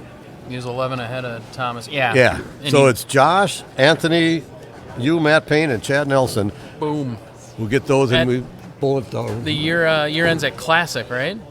Yes. Yep. Oh, really? Classic. All right. Yep. That's all taking place on Saturday. That's a 2-day tournament. We bowl 10 games of qualifying. Then we have this roll-off, and then we have the Barnhouse Exteriors. the Barnhouse Exteriors Yep. shootout. And then we have the tournament director. CBA director, locker guy, now executive CBA director. shootout. Shootout. And then the Locker Guy Long Bowler name. Decades shootout. Yep. And then Sunday, the 6th, I'm torn. I mean, I'll be there on Sunday to watch, but I'm going to go to a Twins game. Oh, I wow. got tickets for that Sunday afternoon. Hopefully it's above 35 degrees. I was going to say, it might be a little chilly. Well, opening day for the Twins is Thursday, April 3rd. And I'll be there, which I've been to every one at Target Field. But it's 35 degrees. It seems like that all the time. It's okay. You can just scurry back in and have some food. I can do and that, yes. Sit at the bar and watch it. I could do that. And I've done that. We can make the early announcement too, just for those watching at home. Unfortunately, there will not be any live streaming on the year-end match play Oh, on that Sunday? on that Sunday. Okay. Yep. We are leaving very, Oh, that's right. very immediately. Oh, you go and for heading Nationals. towards Baton Rouge, and I just don't have the time to worry about where the equipment can go Right. and stored for that week because we're all driving. No, right. Yeah, and let alone the hour plus that it takes to tear it down and things like that. Well, then that makes. I'm going to the Twins game then. Yeah, I make it easy for you. Yeah, Just, unfortunately, exactly. I know people like the live stream and everything, but Yeah. logistics-wise, it's just not going to work for that event. So I'll go live on an iPad just that's for. you know what. That Just you can for do. That's a funsies. quick teardown. We can have the Now you iPad just- Old do school. the live stream. Old Yeah, school, We Matt. could do old school. Yeah. You just now have to make me make the cut. So Perfect. I'm actually there on So you're Sunday. here. Yeah. Yeah, you're here. You I tied can't for believe you second heard it. that game. So, you got 31 and a half points. You did it. You almost tied for first, I don't know. which would have given you 34 and a half. Are you on 17-18? Okay, well, I just gave William the thumbs up that you're ready. I don't know if you need to limber up or anything. Dana, I did have a 60-plus division, and then we weren't getting any bowlers besides Clark and myself to bowl it, so then I combined it with the 50-plus. But maybe next year, Davey Ullman's going to be 60, and maybe I'll go back to that. Cause, and you and him will bowl up. Yeah. Well, Clark, you and Clark. What good is that going to do me? It didn't. Dylan. Buddy, one more game. I'll be right back with score. Okay. Dylan missing that 7-pin. That wasn't good for Dylan. Oh, boy. Back up at the super washout. Okay. That didn't work, but Okay. yeah, okay. Yeah, Exactly. Good yeah. effort. Okay. Yeah. I don't want to say any names, but Kyle Bischoff, I mean, one of our guys used to do that, throw backup balls at. Oh, yeah. Can't believe I said his name like that. I've seen Zach Andreessen throw backups, I have. and Well, no offense to Kyle, but I guess I'd be okay with Zach doing it. I always had words with Kyle when he did it, but I mean, yeah, Zach, he's not too bad. And honestly, obviously, Kyle's not too bad either. No. He's one hell of a physical talent. So I haven't seen him for a while. Is he doing anything? he's doing good. He He's is doing really well. He's doing a lot better. Good. Yep. Good. Speaking of backups, way back in time, we had a tournament at, this is when John Dorick still ran CBA, so this would have been in probably the mid-'80s.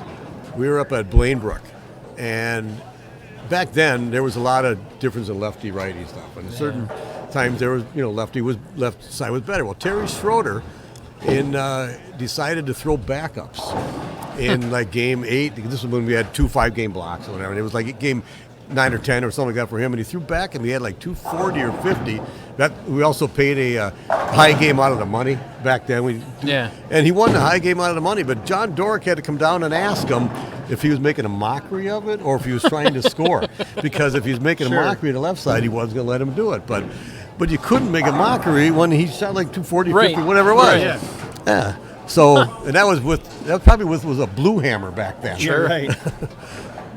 Well, Robert Smith came back in the Japan Cup and threw an 8-game block where he averaged over 240 and went from out of the number into the step ladder throwing a backup. Yeah. And obviously that's one of the better talents ever to throw a ball. Yes. Maximum bob. Well, I and mean, Simonson did it too. and He won a tournament doing And he it, won. didn't he? Yep. Simon done it. So it is if it's a tool in your bag. Good golly, yeah, it's a good one. Yes. I don't think it's good. It wasn't good today. All right, Chad Nelson. No, I don't think today really. Was, Trying to throw a backup on the left gutter, that wouldn't have worked. that's No. So, Dylan It's a little Hanson harder. with that high game of everybody and his 36 bonus pins. got He's a 100-pin lead, 185-pin lead. Brady Stearns second. Mark Blaha third. Scott Endersbe fourth. Zach Mitchell fifth. Ryan Julian sixth. Will Manafee seventh. Davey Ullman eighth. Davey is about 50 out of the ladder. Tyler Krakowski is ninth. So what's going on here? We got who's going to make it? I guess Scott Endersbe fourth. Zach Mitchell fifth. Ryan Julian sixth. Will Manafee. Those 4 are going for those 2 spots of 4th and 5th probably. Yeah. Dylan Hanson's going to be Gotta get leading. around too Should many. be no problem. Brady Stearns, I'm not sure where is he at? Is he over on? He's up on the high end over here now, so we'll be able to see him.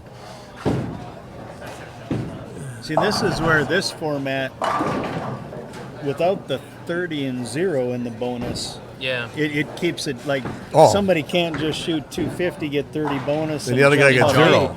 Yeah, when you're only 3 pins apart, bonus going down the bit, it's going to keep it a little tighter through. It's going to be harder to jump them spots. Yeah, exactly. Yes. Yeah. So, Yeah. so Dylan Hanson. Okay, so he went open, spare, double. He just needs to be like in the middle of the pack. Well, without Brady Stearns shooting 280 or something like that, he would. Right. which could easily happen. It always can happen. Yeah. Which one's Brady over there? He'd be strike, spare, strike. Yeah. So he's still got Yeah. 269 in front of him if he wants. Exactly. Ooh, 5 is not a good number. Not when you're trying to make up ground. Right. When you're 50-ish out of the number. Is he going to throw a backup at it? I doubt it. I doubt it. I don't really know the best way to pick up that super washout thing there, but I sometimes throw my spare ball kind of just from the left, and hopefully I hit the head pin like on the left and drive it into the 6. I do that every time. Okay, so that's the way to do it. I go to the left side of the head pin because I know I can get 3 that way. Yeah. I could get 1 if I try to split make the Yeah. baby Oh, yeah. split Right. Yeah. like that. He's But he's got gonna it. pick it up. Oh. The collective groan back Yeah. here in the booth. Wrap it around. Yeah. Collective groan and a donkey bray. That was me. Man, that was a good shot. I've seen too many go after it the way Dave did, and Dave did it great, but take the head pin either straight back or And get the one. 6. Yeah. Right. 6-10. Well, it's not okay. It's not much different than a regular washout, just that the 6 pins there. Right. So now, when you have string pins, you might throw it differently. I don't know. Did you leave a washout to shoot it? I did not. Spring- I was a little well. disappointed. Exactly. Too. You should have left everything so you could Right. practice.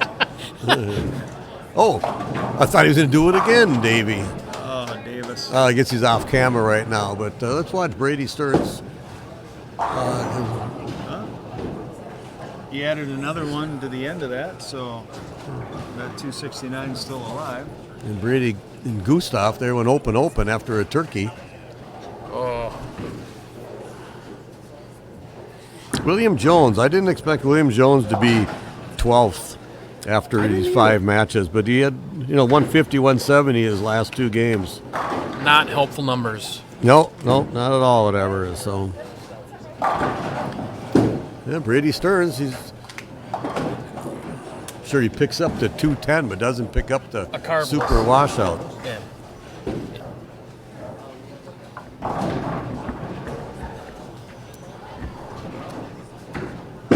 Well, Will Manafe's still hanging in there. Down on there. What did he do though? He didn't carry that one. No, well, So he left the 2 pin. Yeah, he hasn't had that same reaction that he did from the first one on, the first game on.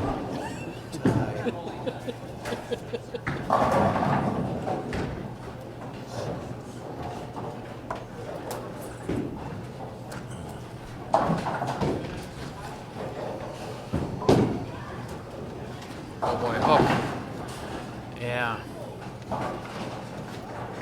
Yuck. That's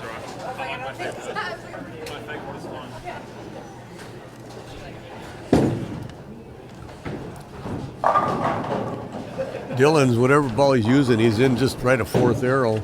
But he's getting it way to the right. He's getting plenty to the right, and obviously he's doing something fine. He had a turkey in there, whatever, and I couldn't get the ball to react like that if I tried today.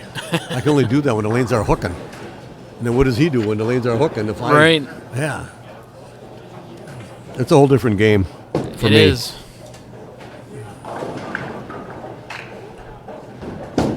Oh boy. Okay. Did he miss a 10 or a 7 pin that first frame, you know? I don't remember I don't what it remember. was.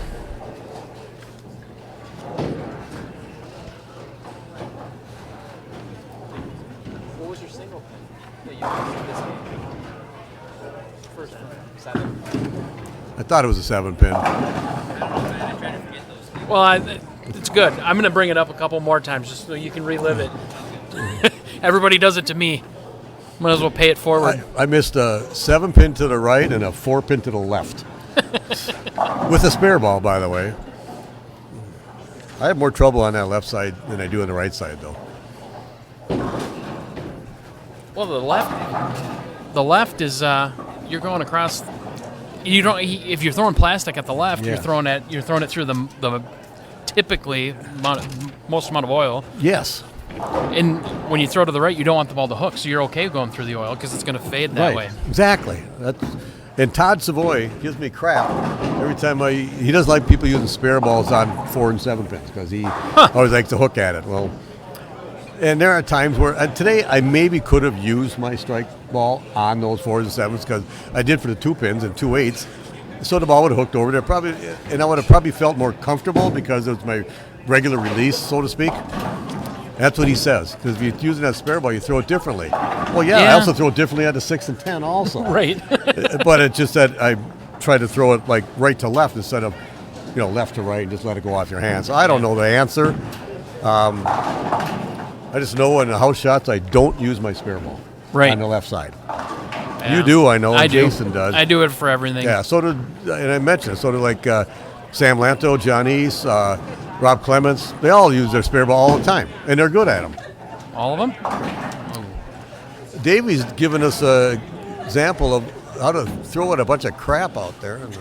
He is. Super washout and a 210 and another washout. And He should have made the super washout. He should have. Makes the 210. Yeah. Almost made that one. And then almost made that. I'm on the edge of my seat wondering what he's going to leave this time. Well, I think he's going to go through the nose because he's been light the last 3 shots. Look at you. 3. Oh. Thank you, kind sir. We were in Mexico too long? Yeah. They had to have something different there? It's a carbless. All right.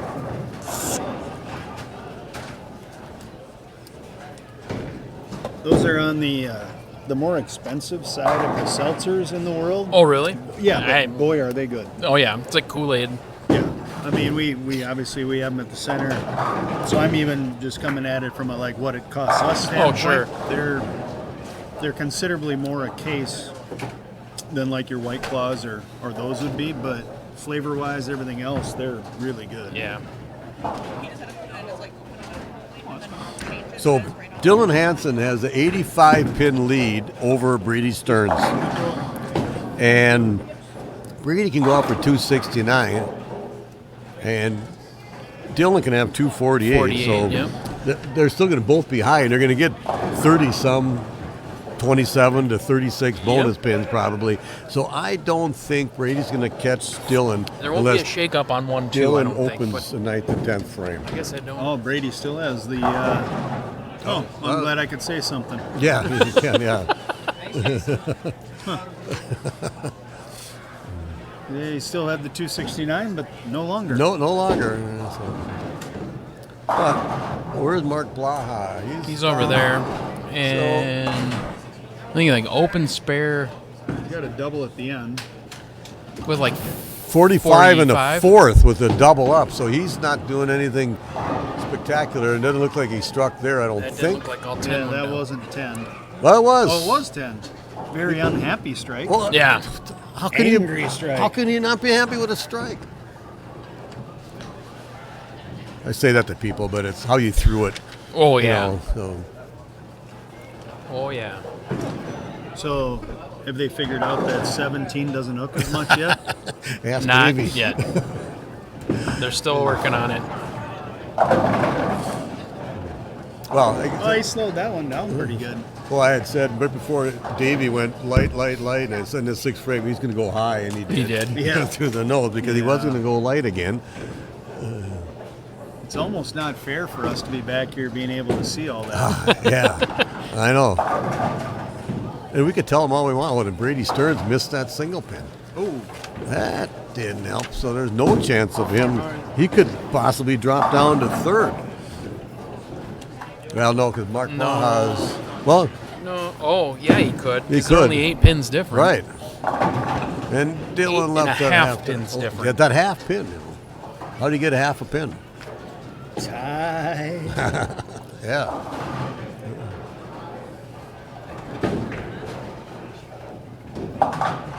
Well, 226. That means no,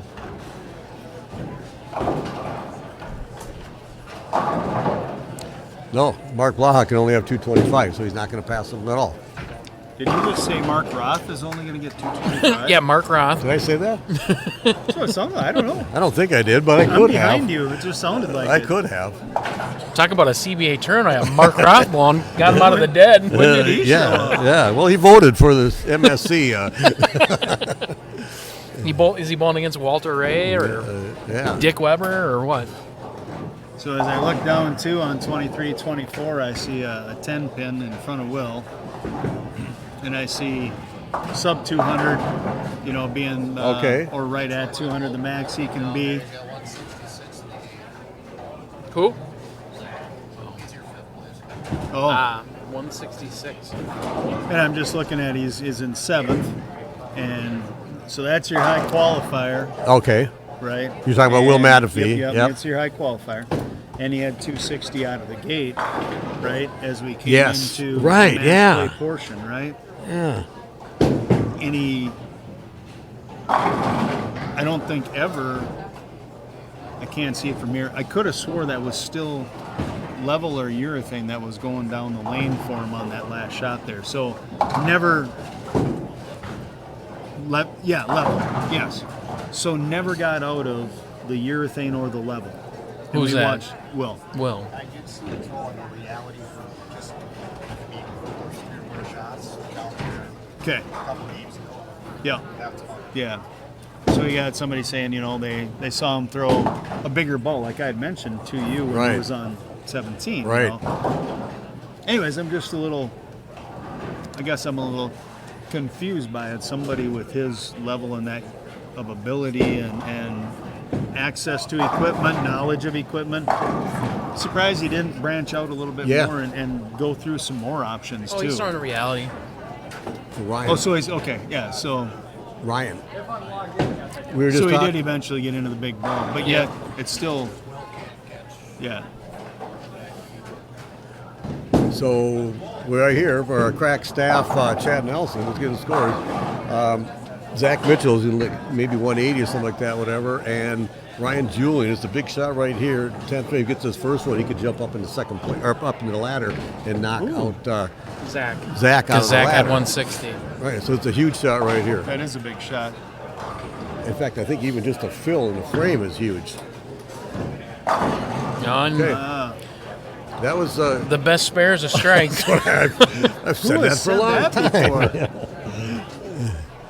Wait, best mark's a strike. Best mark in the world is a strike, yeah. Well, I watched E.J. Tackett today. He went 10-pin spare, 10-pin spare, strike to win the match. Oh, Davey got some good reaction in the back end on that time. See a comment from Aaron there. Aaron, everything has gone great today. Machines ran really well. I didn't see any issues. You got a bunch of broken pins. Yes. Other than that- Walter said he heard some broken pins. Yeah. Outside of that, I didn't hear anything at all as far as how things ran. That was great. And your Ethernet cable still continues to work miracles in this building. We've had a flawless live stream with internet. Uh-oh. Ooh, bad count too for Ryan, but I gave him 215. So what's gonna there's one.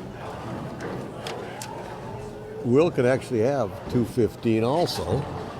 Yeah, as soon as I talked bad about his look, he Yeah. decided to go ahead and kind of string a few together. Yeah. Well, he strikes here. He's gonna force Ryan to pick this up to tie the game for the. Okay, so he did. I wish I could have motivated him sooner. Yeah, exactly. So. Uh-oh. Oh, Yep, there's another that's one. 3 pins for sure right there. They didn't get. But Dylan's But leading. he'll stay ahead of Will by a bunch. Wait, this is the wrong sheet. It's the wrong one. Mine fell on the floor, and I didn't pick it up. Mine's on the floor.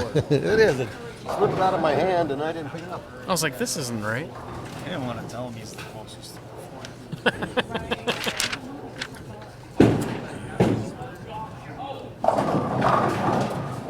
Tyler's talking down there or whatever, so I'm not sure. I still. Well, what did Scott Endersbe do? He's down over there too. So Mark Blaha is still striking. He could have Oh, no, he didn't strike on that one. 202.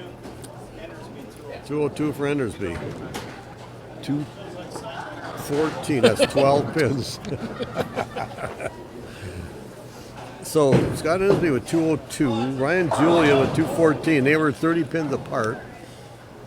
Okay, so I think 192 for Mark Blaha. He opened, but he still was in there. So I think Ryan's going to knock Zach out of the ladder. And Ryan's going to be fifth.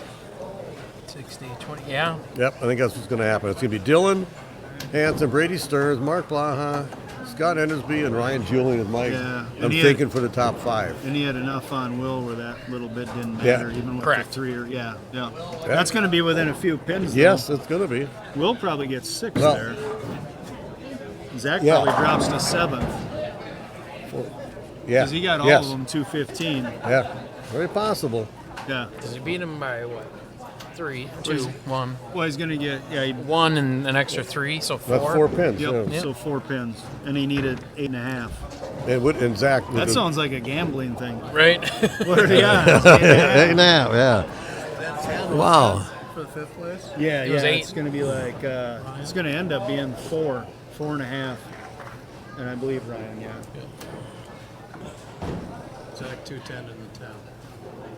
So what did Zach end up with? 193.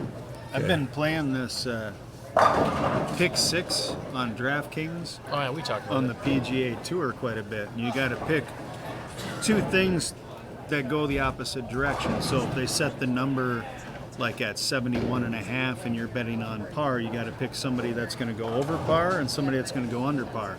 But they only give you like 10 people to choose from, so it takes some skill to try to figure out, who's going to do what. But yeah, it's always trying to figure out that half. Yeah. That's what always Yep. throws the wrench in everything.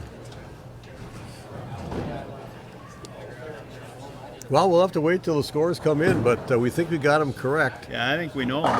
Yeah. But it was exciting and interesting to see how people got there. Oh, yeah.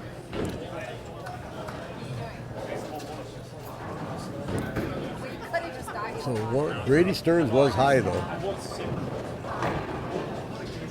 1, 2, 3, 4.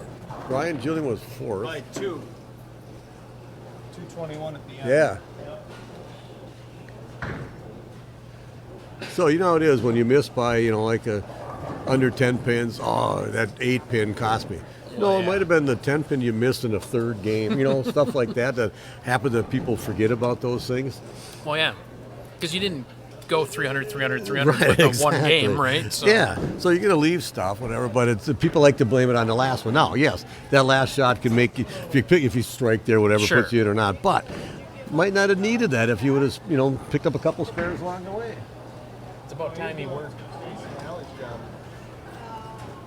Yeah, the whole time he was president, he never did this much work. Well, that's because Davey made the cut, Right. and he's got to stay. Usually it's Davey watching Chad bowling. Or they're both bowling because Chad usually makes Right. it. Or they'd just be listening on their way home. Oh, there's that too, yes. Chad's watching. No, he's driving. How can he be driving and watching? He's very talented. They're Well- just trying to boost our numbers so we get that Facebook money. I like it.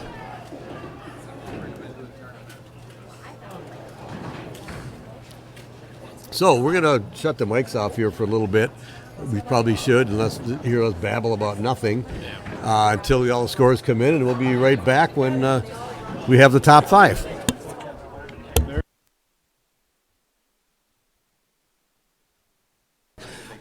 And to tell you how it is there, Dylan Hanson leading at plus, is that 359.5 over? Yep. Yeah. Brady Stearns second at 297.5. Mark Blaha third at 231. Scott Endersbe fourth at 200, and Ryan Julian rounds out the top 5 at 191.5 over. 4.5 pins. Will Matafee is 6 behind Ryan there. So 4.5 pins. Where could he got 4.5 Right. pins? Where can you find that? Yeah, Zach Mitchell, 7th at 176. Dave Ullman, 148. Tyler Krakowski, 9th at 144.5. Brady Gustafson, William Jones, and Tyler Hadrich round out the top 12. So we're going to start, I believe we're starting on 19 and 20. Or maybe we're starting 21, 22. It probably should be 21-22. And then 1920, then 21, Ryan just came off of 19-20. So probably 21-22 for the first step ladder match between Ryan Julian and Scott Endersbe. Scott was down that way. So, that makes sense. 21 and 22. So we'll wait till we make sure we got this all correct and everybody They're gets going set. to double check numbers. We'll be back.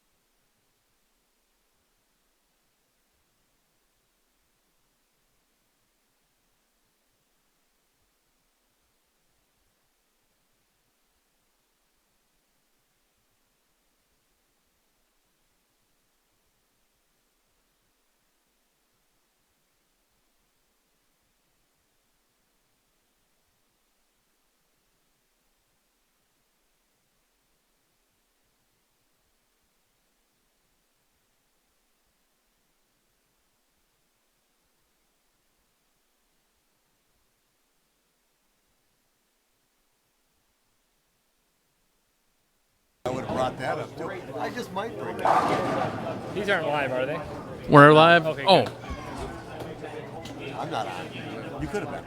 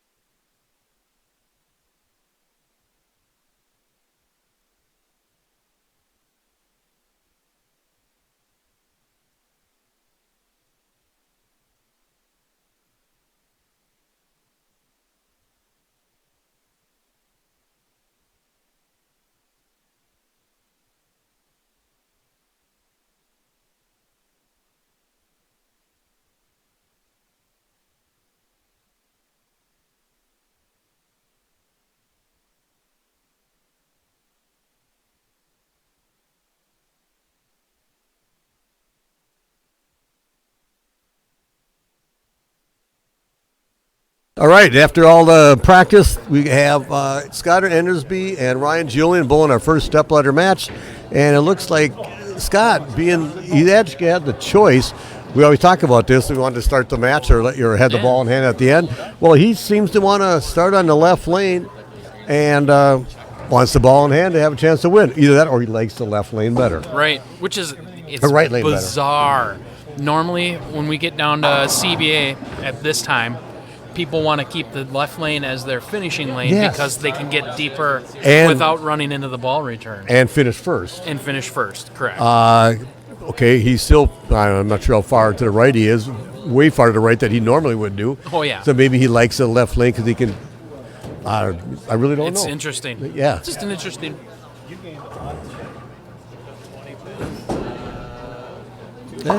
Start out with a 10 pin, half 10, pick it up for spare. That's what you want to do, fill that first frame. Tyler, nice bowling. That was Tyler Kurkowski. Another nice tournament for Tyler. We talked about him earlier about having one of the young up-and-coming guys who has a chance to win one of these tournaments. He did win the Twin City Masters back 2-3 months ago. Yeah. He's bowling more and more, and he bowls with Thomas Cleveland and William Jones in a tournament team. So I believe they were second one of the team challenges a couple of years ago. The CBA team challenge a couple of years ago. He was on that team. Yeah, at Mermaid, Concord. right? Concord? Mermaid? Concord? Oh, actually, last year they were third Was it third at Concord? because our Laker team was second. And then The Locker guys were first. Yeah. I just remember that because we'll find out what happens at Concord again this year, right? I have to see who I put together on those teams now. We're missing Todd Savoy and Gary Green because something happened in the Wisconsin State tournament that they always have the same. That wasn't good for Ryan Julian. No. He left it at 7:30, and then I don't think I've ever seen him miss a 7-pin. And I bowled them all last month in qualifying, and then I watched them all day today. But that was, he knows he was, like I said, pick up that 10-pin, spare the first frame, you relax, miss that. Next time you leave a 7, you might think more about it, or at least I do. Yeah. So. And the worst part about it is he had to go change his own score. That's always just Yeah, a kick in disheartening. the shorts. Yeah. See, I wouldn't change it, and I'd have to stand around and wait for somebody else to change it. Well, there's always that. It's even worse. I was starting to say Todd Savoy and Gary Green can't bowl team challenge with us because something to do with the Wisconsin State tournament. But we got Rob Clements, and I think we'll have our normal other sub is Scott Pohl. well, he's going to bowl actually. Okay. He's going to be there. He's not really a sub. He's really on a team. He just said Kind of a sub, kind right? of a sub, yeah. Yeah. Until it gets to nationals, and then yeah, right. Jackson Helen should be our. yeah. I gotta make sure he can bowl. I think he said he could, so I'll verify that. Does Jackson bowl with you? Didn't he bowl with you at nationals last year? Yeah. Okay. Last 2 years he has. But now, is that because of the way the pairs would break down? Like, No. or he was a member? Remember? He bowled with us. So 2 years ago is when wait a minute. Was it last year? 2 years. 2 years ago. It might have been last year, I forget now, but Chuck Vashta bowled with his 2 kids, Ryan and Zach. And then, so instead of Chuck bowling with us, we had Jackson bowl with us. Now, next year, I remember that because Sam and Gary could not bowl. Right. Because they were both hurt. Well, Sam was more than hurt. He was, went through his bone marrow transplant or whatever. So, but Jackson actually is going to bowl at the same time with us. We call it the Laker Junior team. Yeah. With Ryan Vashta, Zach Vashta, Jackson. I can't remember who one of them is. I think it's Zach Vashta's girlfriend, and then somebody else. I don't know. I can't remember. But we basically got 3 teams, and I'm going to make reservations for the Locker Guy team so we can have 5 and get into that Captain's Club thing. Yeah. It really sucks to me that we can't get the good times or the same times that we've had forever because they allow the Captain's Club members to get those first times when it first opens up, like March 1st, whatever it is, and they take all the good times. And you don't even have to bowl at the same time. You can just make 5 team reservations, 5 different times, and yet your captain. They cater to those. Well, it's interesting because we jumped in with Mankato guys, so we're bowling with like on the same squads ish with Nate McVinus's dad. And, Dwayne. Dwayne, and then Emmanuel is down there. And so because if we wouldn't, we would have had the worst shifts possible on the days because they've hacked the shifts, right? Because they've put more people on singles and doubles. So, once we found out we could get on that, now we've got good shifts. And you're right, it's because they get preferential treatment. I'm going to do that, but actually coming up this March, I got to talk to Chad again to make sure I talk to him about it. That I'll make reservations for their 2 teams and our 3. Then next year I get the preferential treatment, be able to get on early. So not 2016, 2017? Correct, yeah. And it really sucks because years ago we had like the last Tuesday, Wednesday of April, say we always had, and whatever that kind of fell in. As long as they paid by March 1st of the previous year, we had those times. Well, they quit doing that. And now so anybody can just jump in and they get all the good times. Right. We're bowling at 740 and 1140. It's terrible. And this is my 50th year. I've been bowling, and I got to bowl like 11:45. They don't cater to us guys who've been helping out. 11:40 p.m. Yeah, doubles and singles. Yeah, because our options before we jumped with the other team was 11:40 or 7 a.m. Correct. So that's what we're doing, and it really sucks because another thing they did, not to harp on the USBC right now, but they used to have this century doubles. Oh yeah. It cost them nothing. Yeah. And all it was is your guys, if you have two guys on your same squad, that the two ages added up to over 100, you could bowl. And cost whatever it costs, I don't know, 20, 30, bucks, 25 bucks a time, whatever. Well, they cut that out. Yeah. So they took all that extra things for us older guys to be able to bowl together with somebody. And you know what they put in? A blind doubles. Right. Like, I could care less. They who I'm also pulling. added more like strike frame things too, yeah. which is silly to me, but Me too. So. Anyway, let's get back to this match. I don't want to bitch about the USBC anymore, but I could. So we saw, first of all, we saw Ryan Julian leave that 7-pin and miss it. Then he went spare strike and left a big four and chop, just get one on the double. So that cost him 2 pins there. Scott Endersbe went spare strike. So he's relaxed. He's been in his position before, CBA-wise, and he looks pretty locked in. yeah. I think it loosens you up a little bit when your guy, the guy you're going against can't. It does, doesn't it? Doesn't fill frames.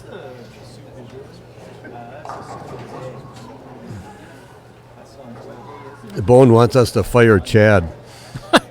Well, he really didn't do anything today. So Matt Myers saying, Ryan Savoy, and there was talk behind the mic, but we had him shut off, that this was Tyler Hadrich's first cut.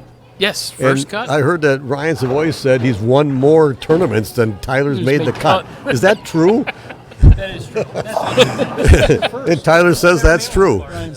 Yeah, I feel bad I didn't announce. I always announce No one needs to know that. No one needs to know that. Look how I showed up, too. Dead last. Yeah, because you got this right here. Yeah. So that doesn't tell you that's what I'm saying. That's 31085. And there's no other. So you're going to be. Did you just get this? No. For 2-3 years. I was going to go for the last one. So the 2-8 by Scott, and I left a lot of that combination where it looks like the ball's going to fit, and then it just doesn't.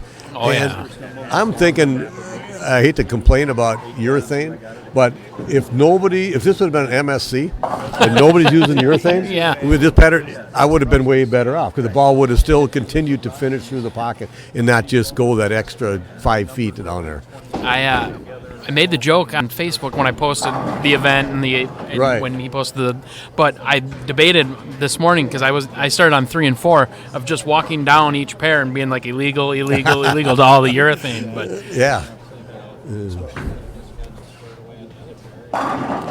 shot, Ryan. Come back with a solid strike after that urethane open. It plays the pattern much, takes oil at the front much more. It's just Well, it takes it out the front and pushes it down the back, and so that's the problem I had. Now, I'm not complaining as far as I don't need to change anything because I'm damn near 70 years old and bowling, so it's not about me. Just this is what happened to me, right? And this is what happens to a lot of people. Where if I got it going to the right a little bit too much, it hung, and if I tried to roll it earlier, then hooked early. Yeah. So it obviously didn't favor me, but these are not supposed to favor me. First of all. All right, Ryan. Way to come back after that got open. a double now. Puts them back within 20 pins in the match.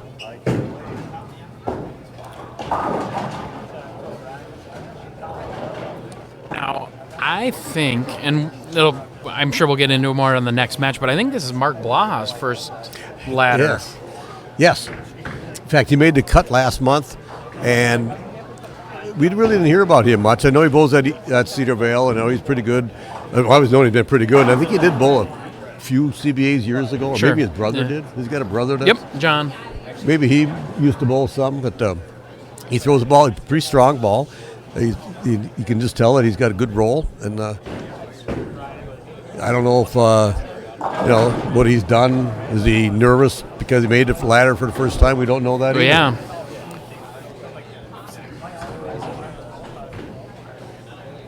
And Scott Endersbe had been here plenty of times. Oh, plenty. A previous CBA Bowler of the Year, too. Yes. He broke up the Nelson Bach Right. thing that they were winning all the time. Now Brady Stearns is the champion of that. Although Will Manafee, I think, is leading or close to it. Ooh. And went Will led forever. qualifying today, so he gets extra 2 bonus pins or 2 bonus points for that. But Brady's in the. But Brady's in the Brady's ladder. in the- yeah. Right. So I don't have. Will does our stats for us now. Right. And he actually sent them to me, which maybe I'll look them up because I didn't verify them. So I always I got to verify them first to make Sure. sure that they're right. But I should look and see what he sent me to see how who is leading on Bowler of the Year points. Let's see. When did he send that? Here we are. Updated stats.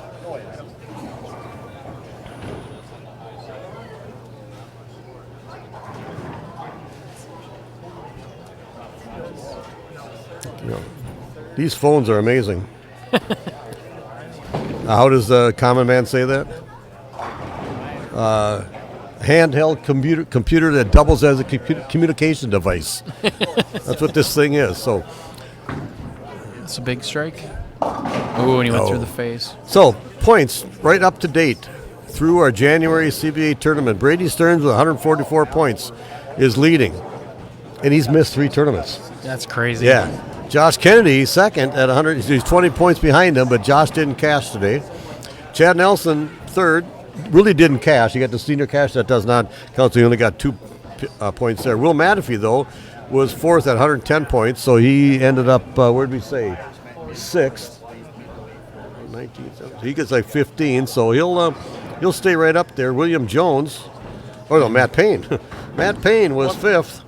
William Jones was 6th. You guys were tied, 99 points. Well, and he jumped me. He jumped you today. Anthony Stewart was 20 points behind, and he was 7th. Brady Gustafson was 8th, and he made the cut today. Thomas Cleveland didn't. Did he cash? I think Thomas cashed. I think he cashed. And then Zach Andreessen was 10th. He only had 3 tournaments that he bowled, but Zach was 10th on points going into today. And Davey Ullman was actually tied with Zach for 10th and 11th, and he made the cut. So, all right. With next month doesn't count for points at all; just counts for a tournament bowl because that's the team tournament. Oh. So, get down to Yes. the year end. It's going to be kind of a tight race, possibly.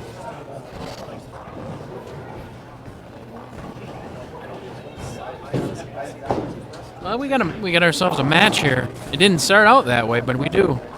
I think 7. Oh no, maybe not as much as I thought.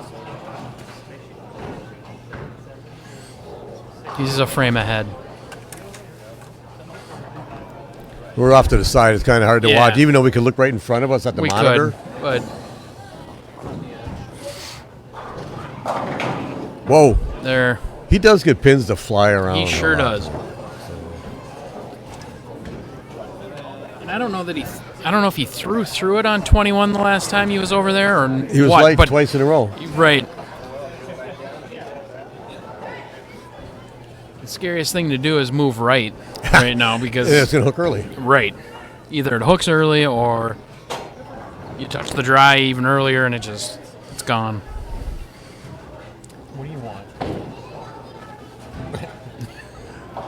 I'm getting pestered. Little flies around here. Brandon Hanson looking over your shoulder. Reminds me of that George Thorogood song. What do you want? 1 bourbon, 1 scotch, 1 beer. Just See? exactly what you talked about. That would, yeah. Yeah, because you're 2-8 and then 2-4-5, whatever. Okay, I got to just square up or something. It takes right up, and that's what I had all day. I couldn't figure them out, but I grew up. Well, way back when I grew up bowling, you played second arrow, but for quite a while after, I'd say, later than that, we played outside of 5 a lot of places with purple hammers, or not purple, blue hammers, and the original black hammer, then the blue hammer, and then there was I thought there was another one. Burgundy hammer? The burgundy hammer was another good one, yes. And we just played out there, and the ball would just roll up, and it'd go to the pocket. So that's what going back 40 years. Right. But that's what these guys have now that I had back then. But we still only averaged 210. Right. But we were high like in the league for that. We thought it was easy. Then they had the angles. That's what. The angle. They had the blue angle. At first, they had the regular black angle. Then it was a blue angle. Then it was a purple one, and then it was a gray one. There was a gold one. A gold one too. Apparently, no one liked that one, but A guy named Mark. What was his name? Mike something. Mike Kavanaugh. Mike Kavanaugh. oh, I don't know if the you knew name that. sounds familiar. So he was one of those guys that got new bowling balls more than anybody else way back then, because nobody ever really did that. But I swear, he come up with a new angle, a new bowling ball, and he would his first game with it in the CBA, he'd have 300 with it. It was just phenomenal how many terms he had. 300 the first game. He was a big, tall, lanky guy. Double wood on this. Oh, So 141 in the eighth with that it's spare. 160, 191. 191 max. He needs a punch to put pressure on. But that all, Scott all he does do is mark. Yeah, if you leave throw your best shot, leave a dead 10, pick it up. But Right. what if you throw a really good shot, leave a 4-9 or 7-10? Right. So you still put pressure on the guy. It's not over. He's not thinking he's lost yet.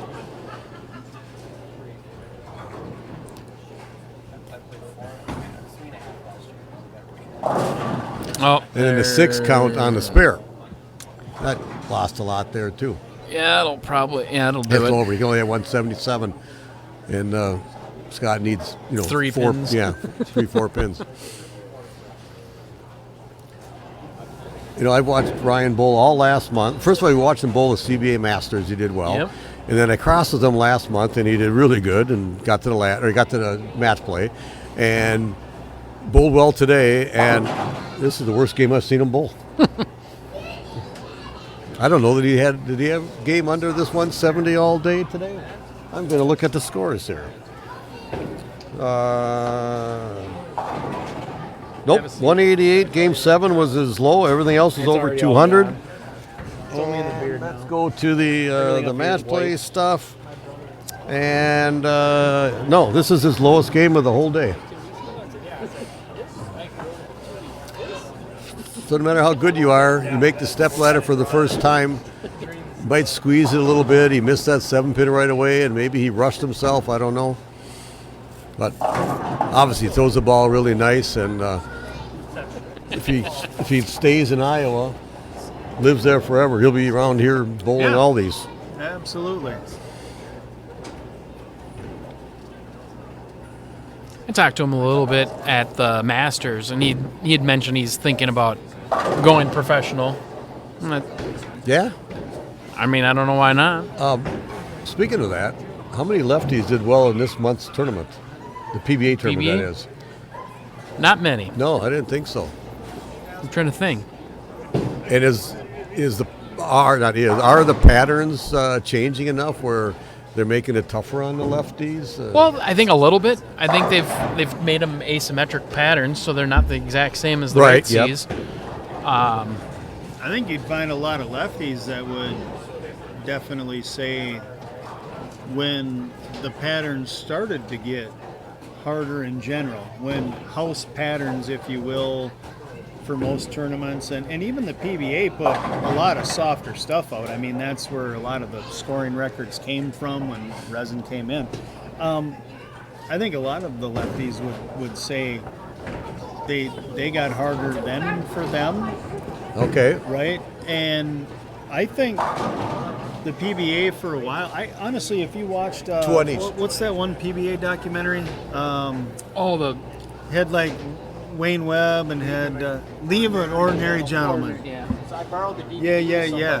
I haven't gotten it back in like 15 years. I wonder who that is. So it kind of portrayed, and this is back when the Nike execs came in, Okay. right, and bought the tour. But they started like giving the lefties a bone, so to speak. Oh, okay, yeah. Here's a tournament we're going to yeah. let you score. And we're going to shut you out for 2 weeks. And here's a tournament then we're going to let you score. And then we're going to... So I kind of feel like ever since we started putting sport out, lefties didn't have it opened a little bit for them. Right. They had to try and create. Numbers weren't there. They couldn't create. Felt handcuffed a lot. You make them wide open. They walk away And with they it. run. Ours changed so drastically that the opposite happens.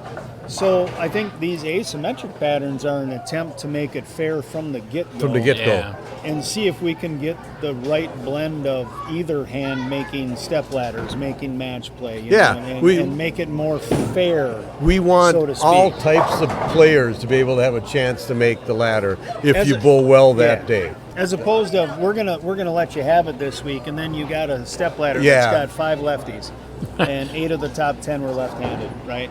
And not that nobody at home doesn't want to see that. The deal is we're not going to see those guys for another 2 months when they give the left-handers a bonus. Right. Correct.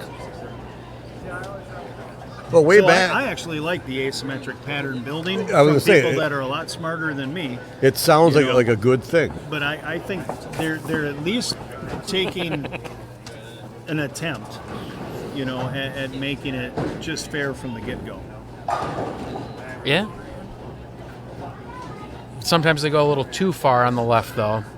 But I mean, it's going to happen, right? Regardless if you do it, there's always going to be that time where you make the left just almost impossible, or you make the right and you get the right, and we just because we have numbers we break Right, through that's it, exactly right? what happens. We have numbers where the left, say, you know, and we never know how many lefties, or forget just the lefties, guys who hook the ball, guys who throw it straight, guys who do whatever.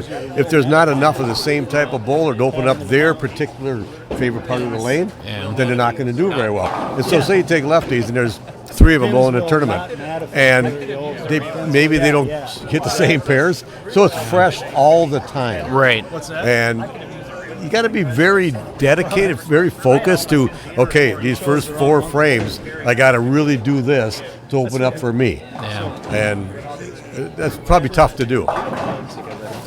See, Will Matafee, another good tournament. Thanks, guys. See you later. Yeah. Well, they're taking their still 2 practice shots on each lane, so if you're watching them bowl, they're not really keeping score, even though the score is adding up there, but it has nothing to do with the match. Right. Mark Blaha, we believe this is his first ever step ladder. And he was using earlier a black pearl hammer, something like that, where he was doing well. I mean, we talked about it. Now he's think got it's- this yeah. little reddish kind of ball out there. Yeah, it's a 3D offset Is that an old one? hammer 3. Oh well, it's a remake. Okay, all right. But yeah, they're going to do the deleting of scores. Yeah. Beeping. You're a lot of beeping going on, whatever. I'm lucky I bowled with Brandon Hanson today, and there were only 2 of us, so we had to, erase or have to skip the bowler all the Yeah. time. There's 3 on the left. I let him do that, and he got pretty good at it. I mean, he knew what to do. Not that I couldn't have figured it out. I just didn't. I crossed with Chad all day, and he just said IT guy, and I had to go up and deal with it. So, exactly. So, he was not stupid. All right, so Mark decided to start the match. Whether he likes the left lane better, whether wants the ball in hand at the end. Maybe he saw where Scott doesn't have as good a shot. I don't know. Mark threw that thing really well for his first shot on TV. That's pretty good. Actually, it wasn't his first shot on TV. He made that national bowling thing or that whatever. he did. Yeah, That he did. and I think he bowled pretty well there. Too. And I still don't know how that thing works. I don't either. But he's $25,000 richer. We're not. So. That's what he got for that? Yeah. Wow.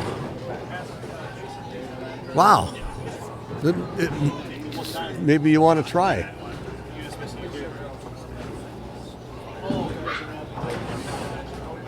Oh, that jumped off that spot, took a left. And okay, so I don't know if he threw that ball in practice, because I saw him just put it over on the rack right before that match started. And then he came back shaking his head.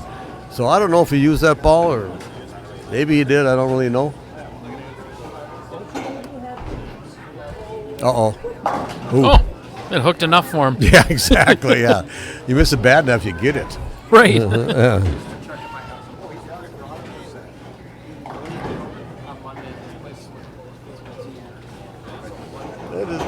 the rest of his house is getting filled up, Matt. They got open bowling going on. Yeah, this is. You know, I'm happy to see it. yeah. I don't know if they have many leagues at this house. I know they do a lot of tournaments at this Super Bowl, which is another one of the Triple Shift Entertainment centers. I know they have a lot of tournaments. We come here a lot, and I know the Women's City or State was here Should be all right. Yeah, earlier that's this pretty year. So it seems to work out well for that. They got a nice bar, the game room with the air hockey back there. It seems pretty nice. There's nothing else in this area. I'm trying to think. The closest bowling center is Classic, right? which is owned by the same Triple Shift. Yeah. And otherwise, you know, what, Elk River? There's nothing.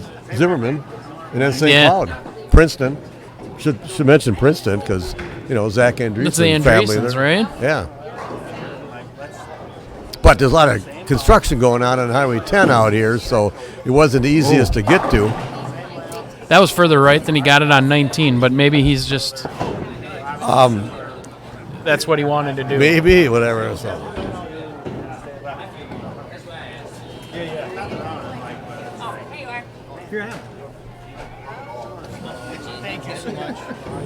Thank you. So he's making this look very easy. Yeah. He just stood left, throws the third arrow to the right in a solid. Yeah, he's. How come? I'm going to watch this one closely. I'm pretty sure he Yes. has to get it out to 5. He did. Yep. Oh, a little like wobbly 7, but so that was about 15 Man. at the arrows. Yeah. Out 16, to 5, 17, yeah. 5, 6, whatever. Somewhere Yeah. maybe need to get out further. So I can do that when the lanes hook. Right. Okay, these aren't hooking. Oh, he's hooking Oh at it. yeah, he uses a system to pick up the 7 pins. I like that system. Todd's avoid be happy. Yes, he would. And I should have today. I really should have. But I don't know. It's tough to hook at a left side spare on a short, flat pattern. exactly, because I could miss them just as easily as Right. with my spare ball.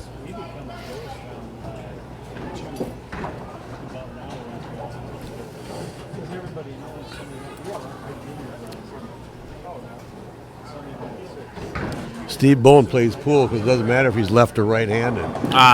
But what if you hit left-handed spin from the right side? Does that work, Steve? Or do you play left-handed and you hit it on the right to go left-handed spin? I have no clue what I'm talking about, by the way.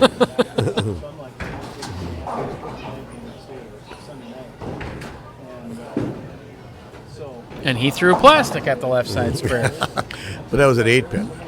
Still left side. Yeah, that's true. I mean, I use my strike ball for the 8 pins.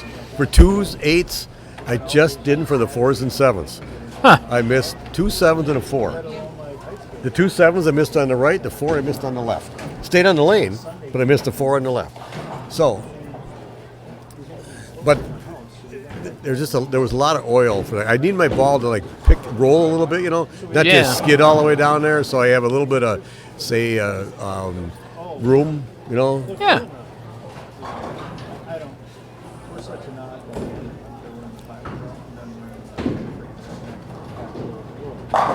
That was so nice That off was his hand and very just side good. flush.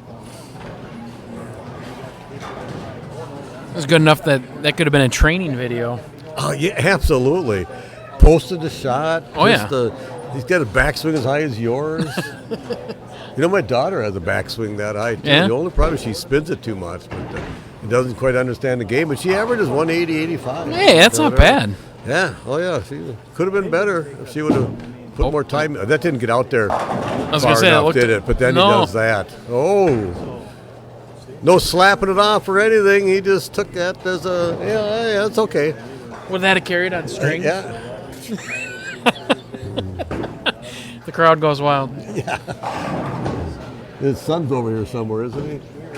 Yeah, waiting for his phone to charge. Oh, that's what he's doing? Yeah. Okay. I was wondering whose phone was being charged up there. I was listening to him and his son talk earlier today, and his son was giving just a bunch of crap. I thought it was kind of funny. He was giving crap to his dad. I like it. Oh, Oh, So that that's almost looked like he moved in. I don't know. That was deeper. I didn't quite see where it was at the arrows, and it got out to 5 or Okay. 6-ish, Yeah. but it did not finish. Well, look, he left the late 7 last time on that lane. Yeah. And Well, he that one wanted a didn't 4 quite pin with it. finish. Yeah, well, that's true. But it's still, it kind of like wiggled down there or something. Yeah. And you'll use the system.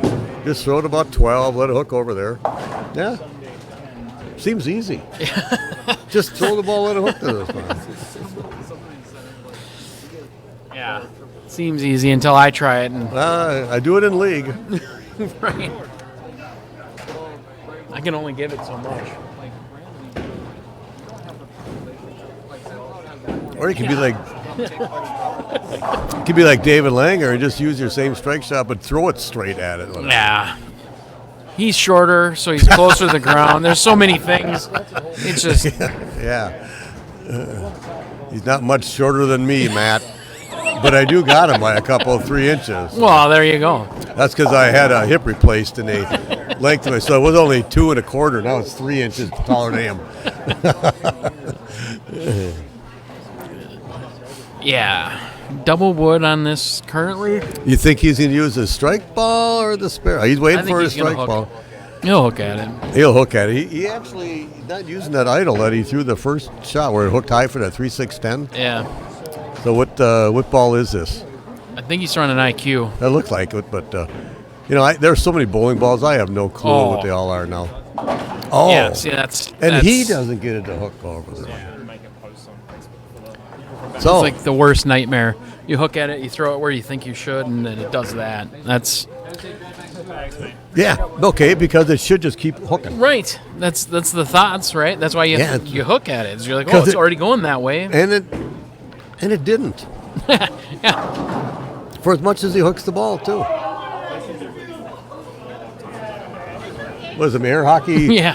fight going on back there, or some Bubble excitement? hockey. Bubble hockey.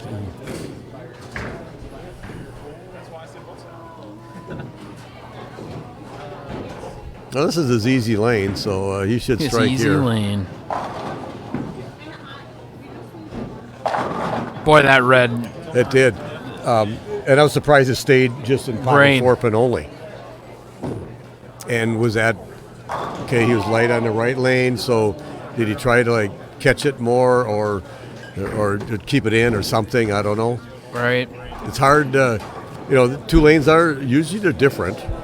Not usually. A lot of times they're different. Yeah. And, just because you did something on the right lane, well, that left lane, okay, that's the way the left lane is. Don't Right. make the move off of a bad shot or a bad read on one lane. Yeah.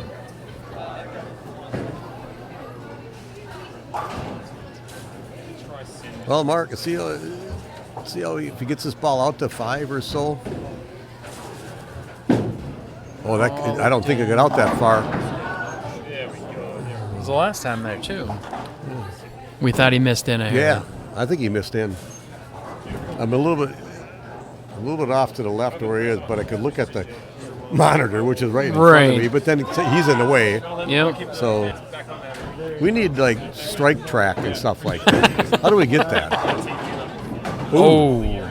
good thing he changed balls for the. Yeah. It's funny. He might use his first ball, strike ball for his spares on anything else but the 10 pin or the 6 pin. Because you do need the ball to skid down the lane. Like you said, you throw it from left to right, there's oil in the middle, it's just going to go to the 10 pin. Right. Throwing from right to left, you could hit the dry or hit the oil. Oil. Yep. I believe that's a Jason Hanson pesky left side spares. Yeah, that was only about 8 or so. He didn't. Yeah. So I don't know if he's He's getting not the ball getting where it he as wants far to. right, yeah. Yeah. As Davey Ullman sits to the right, that was him and I that coined that at Tex. Pesky when left side spares. I would not miss a single shot through all of Shad's, and my first shot for Score. would be some form of a light 7 that I would then miss. And then I would leave a 2-8-10, a 2-4-8-10, a 2-10, some Something. combo like that. Pesky And- left side spares. Those, yep. then usually like a bucket, and then I'd figure out how dumb I was. And So, I'd move. in other words, after shadow balls, you were all lined up. So you and Havlers could go this. There's a shadow ball tournament in Chicago. You guys could bowl. You would kill them. This was some time ago. Yeah. I don't move that well anymore. Right away. Okay. I was able to move a little better then right out of the gate, but it's obvious I was nice and slow on those shadow balls, and I thought I was lined up by it. And Well, you know, when I got loose, I'd peg her another 2 miles an hour down the lane. it's funny how Turns out she wouldn't get there. it's funny how you say that because I thought I was the only one who did that. But you know, you're when you're taking shadow balls, you probably could walk like 10 steps and throw it. You know, relax. Yeah. You let the ball go. You don't have to. But then, okay, I got to like line up. I got to make sure, and then a couple Yep. miles an hour faster, Yep. or in a couple boards, or whatever it is. Huge strike here for Scott, just to tie the match Out up. there. It had to get to the right. And he's dumbfounded at whether the ball didn't hook or he didn't. Why didn't I throw it to the hook spot? I think he's a little more. He said, "Oh my God, Scott." I think he's a little upset at himself. not Okay. getting it there. This is a tough one to throw a plastic ball at, but gotta I hook mean, Oh, he's throwing a plastic ball. oh, and he's gonna hook plastic at it. Oh! See, with all Yeah. those revs, he carried the 8. That's- I wouldn't have. I would have gotten 1 because it would have been the 5 pin straight back. Oh, well, if you hit the 5, you might have got the 8. No, it would have faded. Okay, well, that was a huge spare, actually. If he opens there, now, Yeah, obviously He needs keeps some it- help. Keeps it all within Within 20, so- yeah. So it's big. he didn't. Oh, he got that out further. Man, it was dead I was flush. gonna say he didn't. He got but, around that pretty nice too at the bottom. So we're trying to kind of see where he's getting to the break point, and I think he's only 7-8 or something like that. And if he gets to like 5 or 6, it would hook more. Even Scott threw that last one on the left. They can't get it to that spot, or they Right. don't want to. Afraid it's going to hook too much. I don't know. Most often that just is. They feel like angles have gotten steep, so they're uncomfortable or Yeah. nervous about it. Yeah, That's what I'm thinking. Yeah, you get angles have become steeper than you like to try to feed it there. That was nice. I was gonna say that looked That- like yes. he fed that out to a. He, yep. Yep. He let it That walk. that as looked we really say it. good. And that's a 3D So he got Yeah. that one out further instead of Yep. squeezing it. Whatever you say. That's, from a team standpoint, like when I bowl with Chad now, we've bowled together long enough here where he's seen my game Yeah. enough.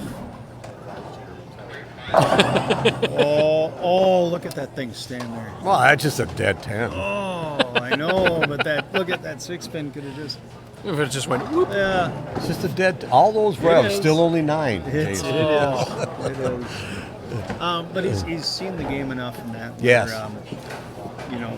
He can see things that happen before my eyes can. Yeah. pick them up on the Jason, lane I and that understand kind of thing. completely. John East and Sam both, but John for sure. He'll sit back and he'll watch everybody bowl. And he won't say anything, and then all of a sudden, what am I doing? He goes, well, on the second frame to this, and he reel off about 5 different frames, and then he knows exactly what I did. And well, try this, but he won't say anything until I ask. You ask. Yeah. But he's watched everybody. So Chad does that for you guys too. Chad doesn't wait till I ask now. Chad, he's a lot more comfortable with just letting me know, which we need. I mean, Yeah, well, actually- I need to know Yeah. that. Oh, so you I got can that do one out. something different, Yeah. Sam will tell me more before John. You're just a little slower. That's Well, why he has to. That's for sure. That's why he has to tell you before you. They treat me special for sure. Well, you are special. Yeah, but so this last year, there's been a couple of times where I've had that issue, and it's obviously for me it becomes a ball speed thing.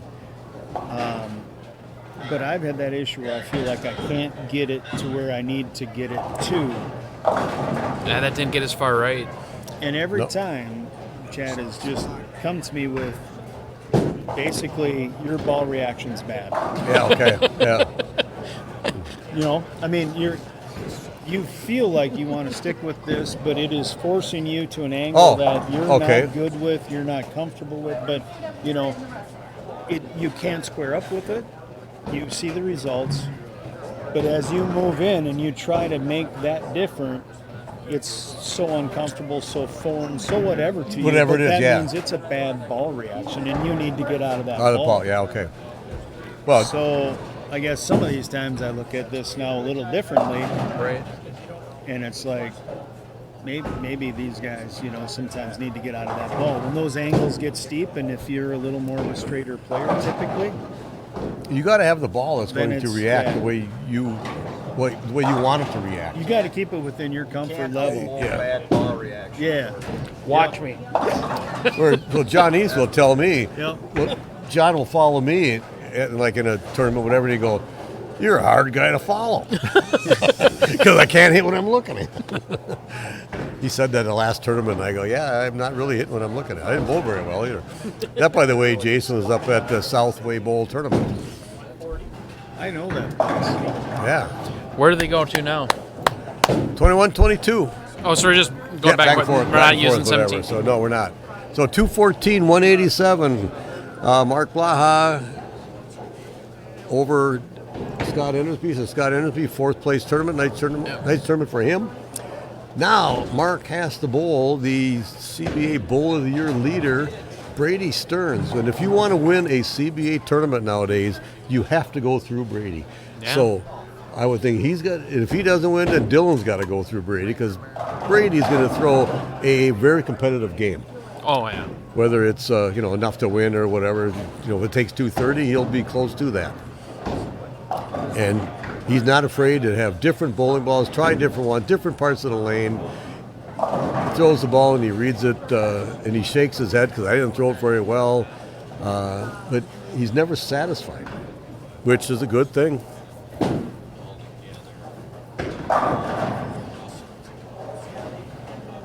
Mark just says, I'm just going to throw strikes there, and Brady, you pick what lane you want me to start. Right.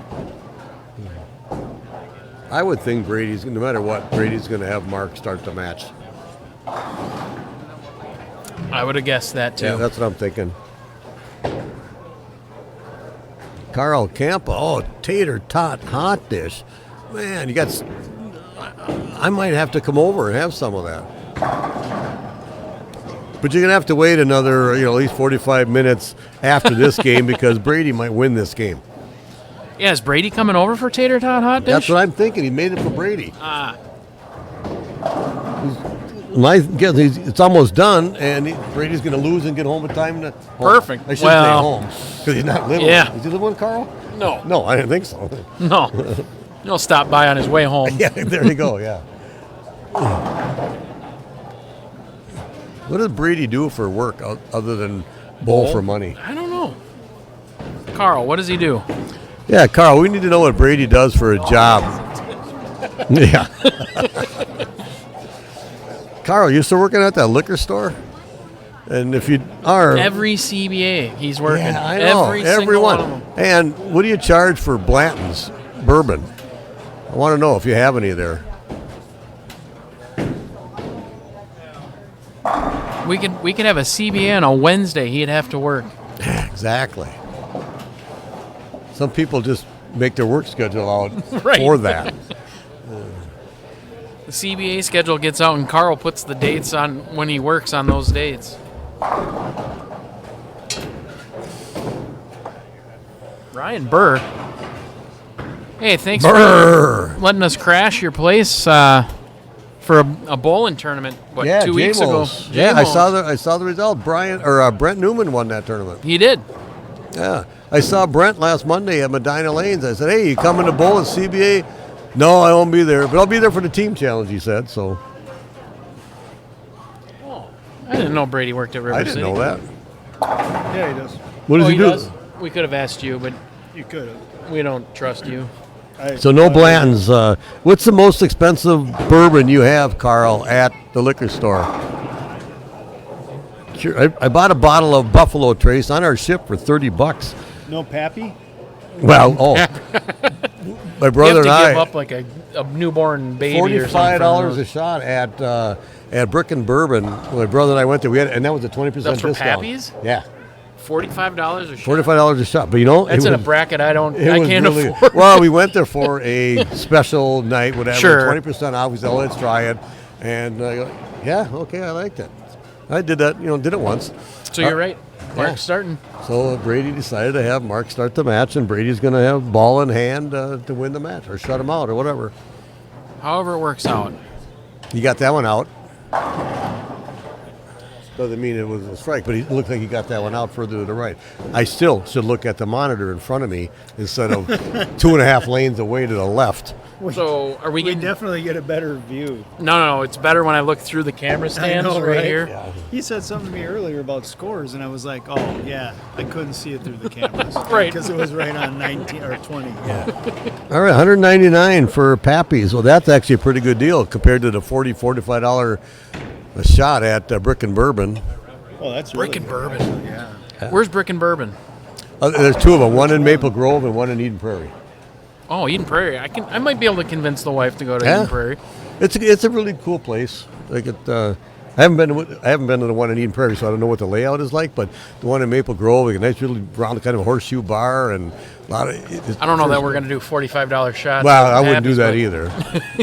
I only did it, like I said, it was only a special. Did it once. Only live once. Oh. Oh. Okay, well, you got the 4 out for. I always say when you throw a ball like that, you break up a split, you got a nice pair. That's easier than 7-10 or 4-9 or something. So 10 and a 12 year. Well, I'm gonna have to. Where's that liquor store, Carl? Is it close to Maple Grove? You deliver? Is he Sock Rapids? Sartell? Ooh, sock wrap. Oh, sock wraps would be, Sock yeah. Rapids or Sartell? Municipal, I believe, where he works at. Oh, okay. City owned. Just give a bottle to Brady. We'll see Brady before we'll see you. Yeah. Well, absolutely, yeah. Hey, you killed them all. Killing him, kid. Killing him.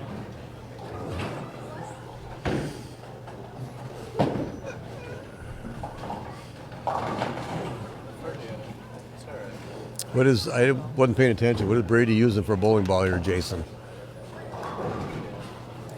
Give me a second. Go.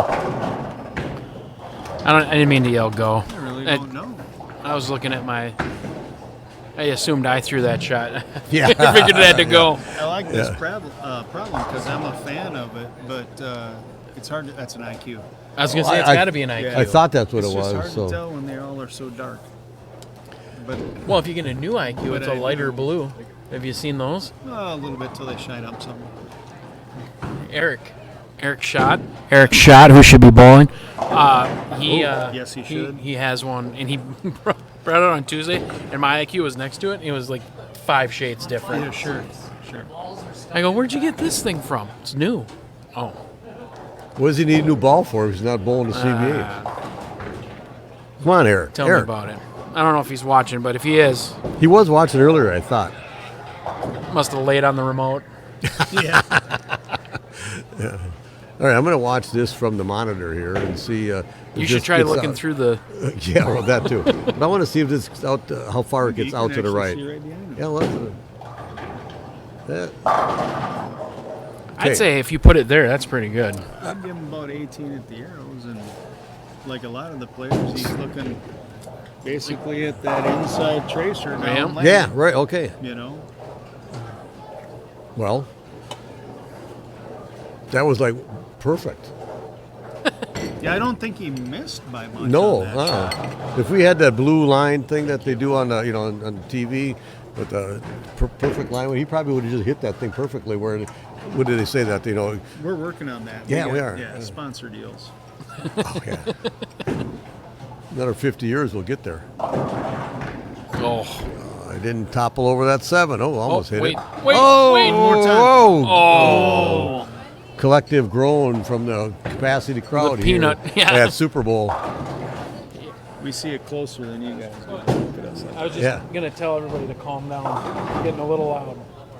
All the fans. Sorry, man. Yeah, if you could. You're here. We need you here. I'm not, Yeah. We need people to feel free to cheer when the ball's going down the lane, but not in the backswing. Right. Although, they had a few PBA tournaments. I'm not sure if they still do that now, where they're cheering all the time. Yeah, Delaware. Was it on Delaware? Is that what it is? No. What's the one where they have the team stuff out? Oh, it's out that's- east. out in It's not Delaware. God, Yeah, what whatever is that. it? Charlie Mitchell, Portland. Portland, Maine. Portland, Maine. So, I mean, when there's noise all the time, it's probably better Yeah. than being just dead quiet. Yeah. So the last 2 weeks, golf fans have had both the PGA Tour in effect. It's up and running for the season, Unbelievable. and all that, and beyond the first 2 events where a lot of the big names don't show up or whatever. So it's kind of full swing started. And Live Golf has started, which is always full swing for them because of their limited number of events. And it's just been fun. Live Golf actually had their first event. It was in Saudi Arabia. And Imagine that. They played it at night, lit, so that it was broadcast live on time over here. Oh, okay. And then their second event has been on at 10 o'clock at night because it was in Australia.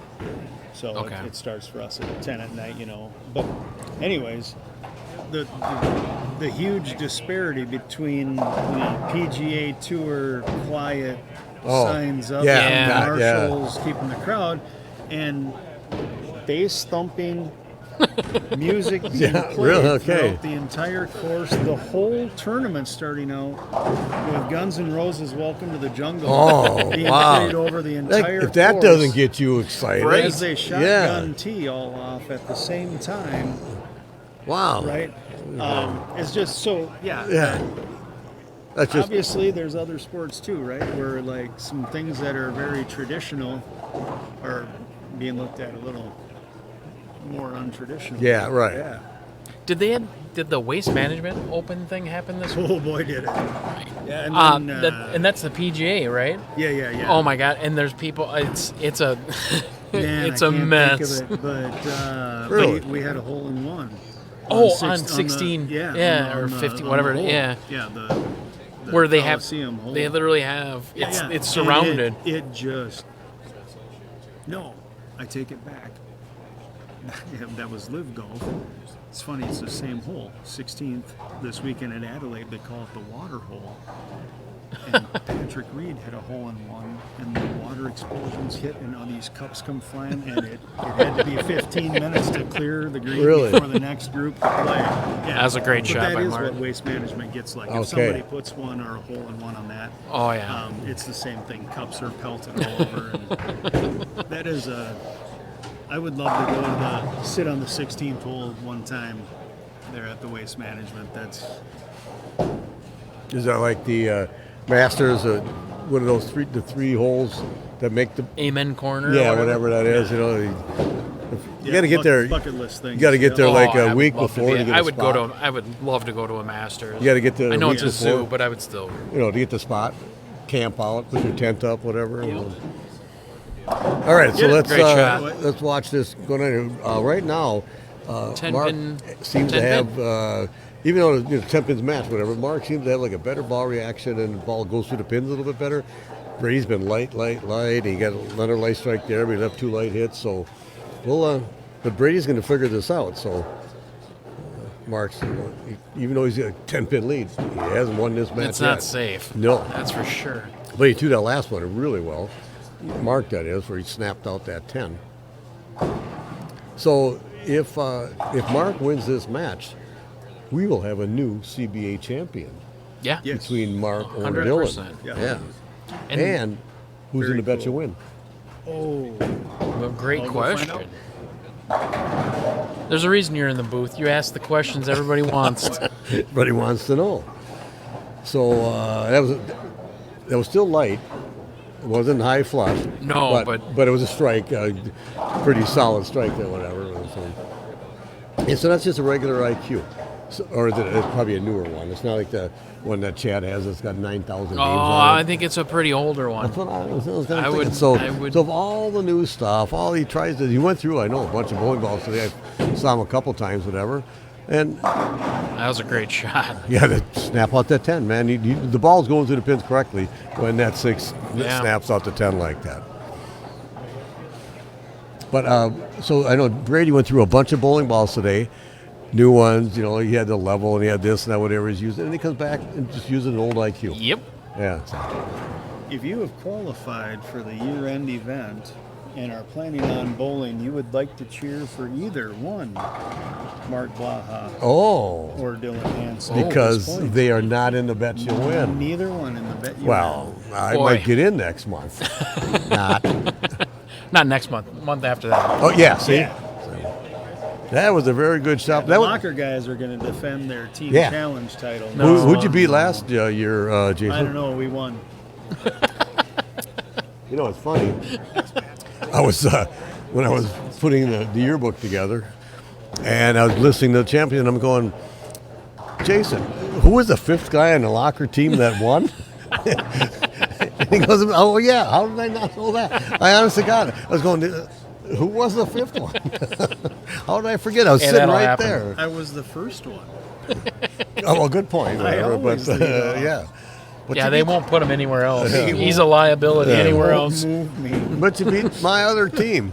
So, that was a okay. pretty Now good that shot. was high flush. So light, kind of strike. All of a sudden a high flush. Now what do we got? We still got 10-pin match. Still a 10-pin match. Anybody's game going into the 8th frame. As in TV scoring, Brady Stearns strikes here. We have a tie match going in. Yeah. Yeah.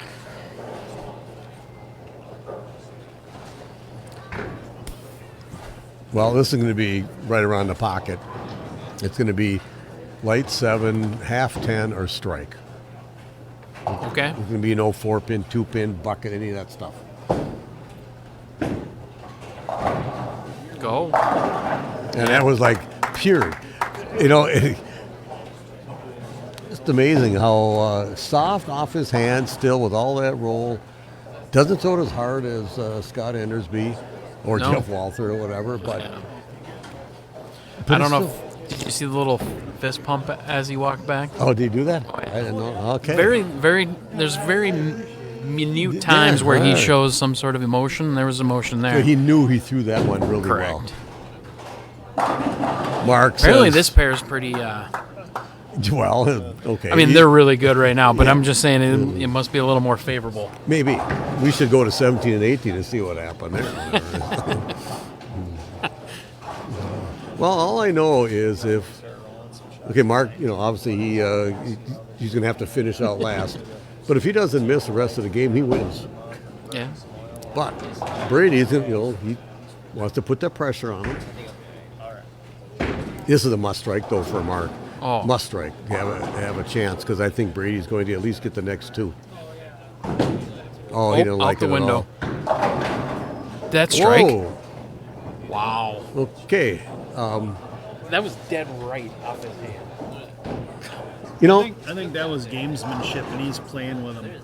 I think that's a slow play. I Oh, think- wait, they're in the 9th frame. Yeah, no, I think he got away with one. Oh, that was dead right off his hand. I think Dead they're right. bowling on a house shot. I mean, it looks You like know what it they right are. now. What did you put out? Why didn't you tell me? Did you change on this pair? I never bowled on this pair. Oh, I did. It wasn't this See, good. should've. That's how everybody felt on 13 and 14 after about game 4. Yeah. What the hell Exactly. happened there? Yeah, All 3 honor scores all on the same pair. all with urethane. Yeah. Yep. One, I was on the same pair with Zach Mitchell's. I had 164. He damn near doubled my score. Luckily, I spared the 10th. Oh no! Yeah, Oh, whoa. No. No, That's- no, no, no. Well, it's over now. There's no way that. Okay. it picked it up. It picked it up, but I was going to set it down. Oh my God. Okay, so Yeah. Sorry. it didn't knock it over. If it would have It knocked it didn't. over, you put it Right. back up where That's it the would be. rules. Whatever. Yes. He's got a. Wow. He's Don't got. like it, but yeah. He's got to throw it back up. You know, string pins. This would not happen. It's true. String This pin machines. would be the one time where I would feel maybe plastic at it. Might, I and was that's what gonna he's say doing. like it is. He is. He's using his Say plastic kinda ball maybe at a it. little from the left more, but yeah, he's got the right idea. Where Wow, this What a cost of the shitty match. break. He's not going to pick this up.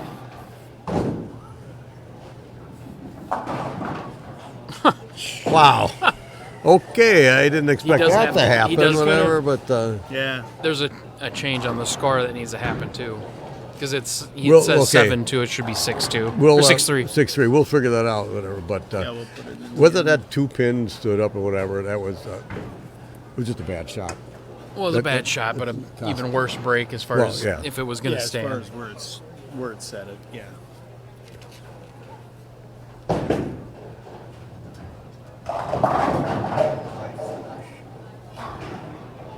Wait, Weaver's.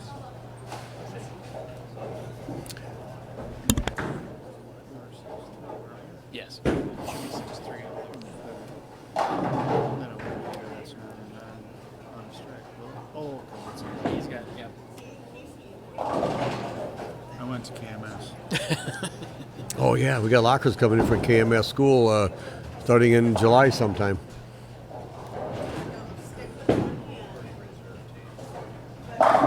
Yeah, unreal. Just one. Okay, well, I've seen a couple of Greek churches and the full sodi today. I don't think Mark's going to leave anything like that. He doesn't I need don't- to spare. If he even just throws his best shot, leaves a dead 10, it's good enough to win. I think that is a blackout. Virtual energy blackout. Oh, yeah. okay.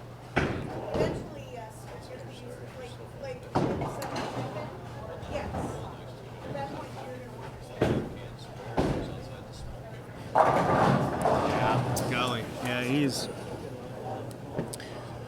So the 2, 8, 10 with a 4.5 pin or whatever the hell that. But still, whether it was I don't know, it was just a bad shot for him to throw in that ninth. frame. Yeah, it's. See you guys. We'll see you. good bowl, man. Good bowling, man. Absolutely. Play your best shot, leave a dead 10, go to the next match. Well, maybe just strike whatever it is. So, okay. The best fill is a strike. Yeah. So Boy, do I got it. we have a bull or the Bet You Win dream going on right here. 2 people not in the Bet You Win. Neither Yeah. one of them won a title. Yeah, we've got what a great month. Yes. We're gonna have a first-time titleist. We're gonna have the Bet You Win carrying over for those that want to compete next month. The Bowler of the Decades winner, the Locker Bowler of the Decades winner is getting $300 each there. Yeah, getting all wrapped up with that. What a great month. So, 260 in this match, that's a hell of a game. And I think Mark would have at least spared or struck that first one, whether Brady opened or not. Yeah, He was locked in. I'm with you there. I mean, it does make it easier, obviously, when Yes. when you don't need it, or you don't need all of them. Right. But still, he hit that one pretty confidently there in the 10th. Yeah. So I don't think he would have struggled with being able to at least No. cover. But if he would have struck, Yes, sir. If he would have struck in the ninth frame, Brady, that is, Oh, it would have been a whole different that's game. a Yes. different scenario then. Yeah. Or if he would have thrown it better. That was one of the worst shots he's thrown when he's needed it in a long time. Yes, for sure. Okay, we got a couple of bowlers who have not won CBA tournaments at all. Mark or Dylan Hanson leading is going to have the choice of who wants to start the match or not. I'm thinking Mark's got a little bit less of an open angle, Dylan's gonna have to throw a lot more left to right. But we'll see. We'll see who gets lined up first, and we'll see who throws the ball the best. That's like 4th arrow out to 5. On his practice shot, though, I'm going to try to change over the camera here.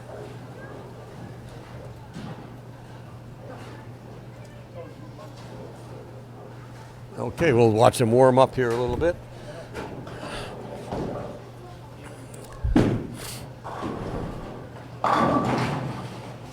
Mark's playing a whole lot straighter angles than Dylan, which is way less room for error. We'll see what happens.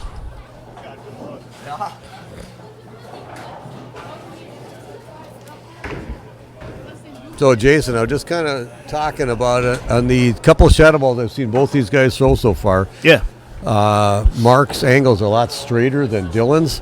Dylan's like just right of 4th arrow out to about 5, and he was light on both of his shots, and Mark struck on both of his on the right lane, but it doesn't mean anything. But no, I just think that he's a lot straighter angle for Mark than Dylan, which leaves less room for error.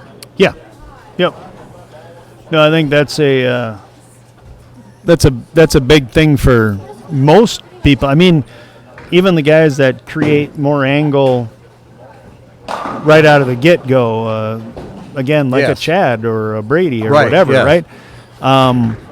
They still don't like it when their angles get too steep. Yeah. Yeah.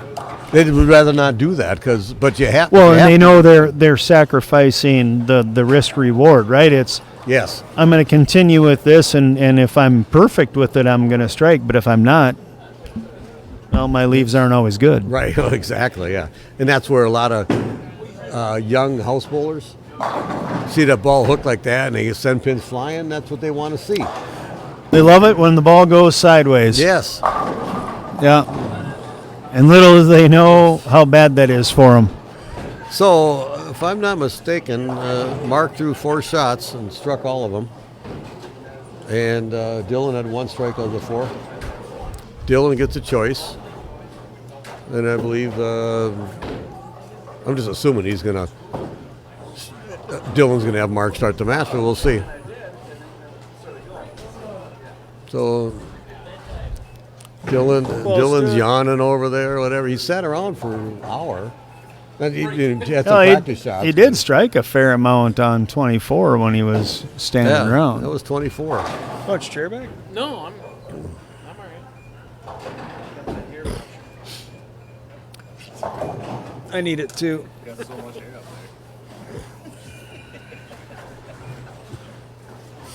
Got the most hair over here. Yeah, exactly. It's just not long, that's all. I just keep mine longer. It looks like I have more. Okay, here we are. Championship match. Dylan Hanson, leading qualifier, chose to have Mark Blaha start the match. And we'll see what happens. Here we go. Just right of 4th arrow. And leaves the 4-10. Coming around. Nope. He struck all the times or whatever. So, I don't know if he threw that much different. Maybe he grabbed it a little bit after his practice shots. You never know. Well, it wasn't the worst shot. No. That was pretty good. Could have been a 4 or a 10. So let's just get one of them, get 9. Well, the proverbial, if you're going to do it, First frame. that's the frame to do it. Yep. So move on, regroup.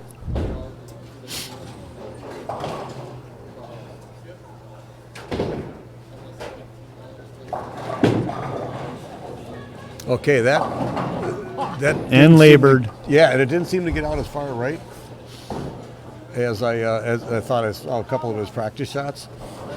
Probably he was trying to like close up an angle a little bit, but it certainly labored down there and didn't finish. You're right about that. For sure. So, 2-8. He's throwing his strike ball at it. Well, we talk about this all the time. You get this point of the day where the patterns have turned to, for the most part, And you don't want to shoot anything that's double wood. Yeah. That's right, just yeah. for that reason right there, right? Unpredictability of how to go at it, how to attack it. Yeah. How Well, much room do you give it? How much? I'm thinking he was just nervous because he, of all people, could throw the ball as far right and is going to hook back for 2.8. He should be able to hit that easily. So I think he was a little bit nervous and Well, you don't kinda want to miss it short-armed right either, it. right? There's a lot of times though that I've seen Dylan a fair amount now, and he does sometimes have a tendency to be a little more up the back with it. He gets to the inside. That's not far off from what I was just saying. Yeah, right. He gets to the inside of it, and then rotation stops. Oh. And you gotta, if you're gonna turn the car, you gotta turn the steering wheel. So, I mean, there has to be some type of rotation that's you going got to to happen turn there. the car. You got to turn the steering wheel. I'm still thinking about that. Well, if you're at 10 and 2, you want to turn the car. You got to turn the steering Well, wheel. what if you have a car that you're going down the road and the road's curving, but the car stays in the lanes and it turns by itself? Wow. Then In my metaphor, I've never seen a bowling ball turn itself. oh, okay, I haven't either. So For the most part. got it. I bring that because it was really weird when I got my new car a couple of years ago now, whatever, and if I'm going down, it stays in the lane. And it gets, I get right. close to it, and if you get too close, the seat vibrates. You know, but if I keep going back and forth, then it tells you grab the steering wheel. sure. You know, so, but it is really weird. If I want to change lanes without signaling, it forces me. I have to turn the steering wheel. Yeah. But if I signal, it goes right over there. So, you know, pretty soon they'll have self-driving cars. Oh, they do. Wait. We Yeah. do. It's I don't very have one, though. smart. Wait. All right, that was a very good shot by Mark after that open that he had in the first frame. Oh, he. Oh. Okay, there's some friction out there for him. Yep. Yep. He didn't like it, I don't think. No. But it went high flush. I didn't like it. Dylan didn't like it. Yeah, Dylan. So, Yeah, Yeah, okay. if there's anybody that didn't like it, So, what you do, it was a mistake. We think it was a mistake. You threw it too far. But, hey, you throw it out there because it looks like that's going to recover. Okay, now that Good was shot. a little bit more of a comfortable shot for Dylan. yep. That's an idle, I'm assuming, right? Yeah. That's- it's Isn't that the optimum? Optimum. It looks like. Yeah. Yeah. Okay. I mean, they got that same color. Oh, very much. Yeah. Yeah. Little different hue to the new ones. Sam Lanto. Plus the likes telltale that. circle. Yeah, okay. on the bottom of it. Yep. Yeah. Bottom of it. It's a round ball. Where's the bottom? Where's the Right at the bottom. And he knew what I was talking about, so obviously. You Well, can see it right on the right hand side of the ball, though. was a great Okay. shot. All right. Now both bowlers are comfortable. Yep. And, 10-pin match, whatever. We'll see what Mark does here. But, Not a bad idea. that big round circle thing you're talking just- about. Okay, I saw that as it's coming back Yep. on the ball return. Yep. Telltales. Okay, nothing hurt. Yep. They're not both going to strike out. So when you miss, just hope they got an easy spare, and throw your spare ball And- or the ball that picked up a spare at it. And single pin, right? Yeah, I mean, yeah, gets the two out of the way with it. What?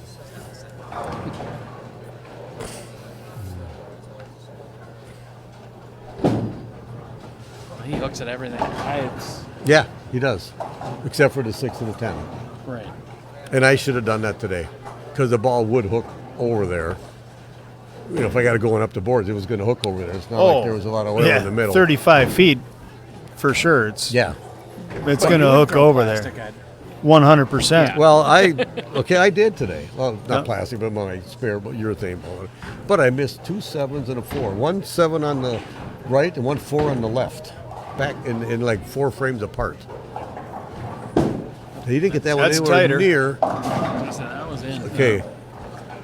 So I know he didn't like the last shot he threw in this lane. He thought he got it out too far to the right. He really didn't like that. But maybe he should have thrown it to the right there. Yeah. But in his mind, he wasn't going to do that, so he chicken winged it, as they say. Very quick. Yeah, I like that. Just get up there and grab the ball and go. Ludwig Oberg of the CBA.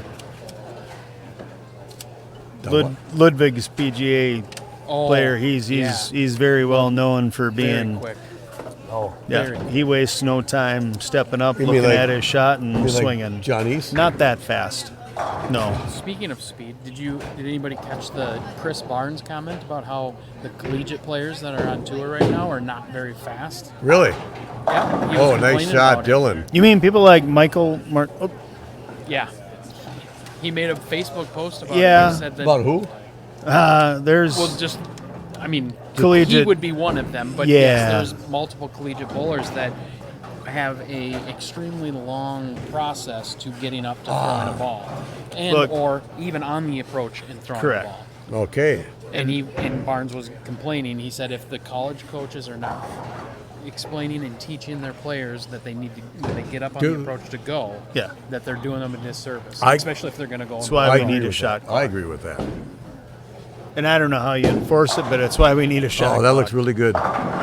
Oh! Got a 7-9. So after those first 2 frames where he was a little bit, get that 4-bagger. What do you call that?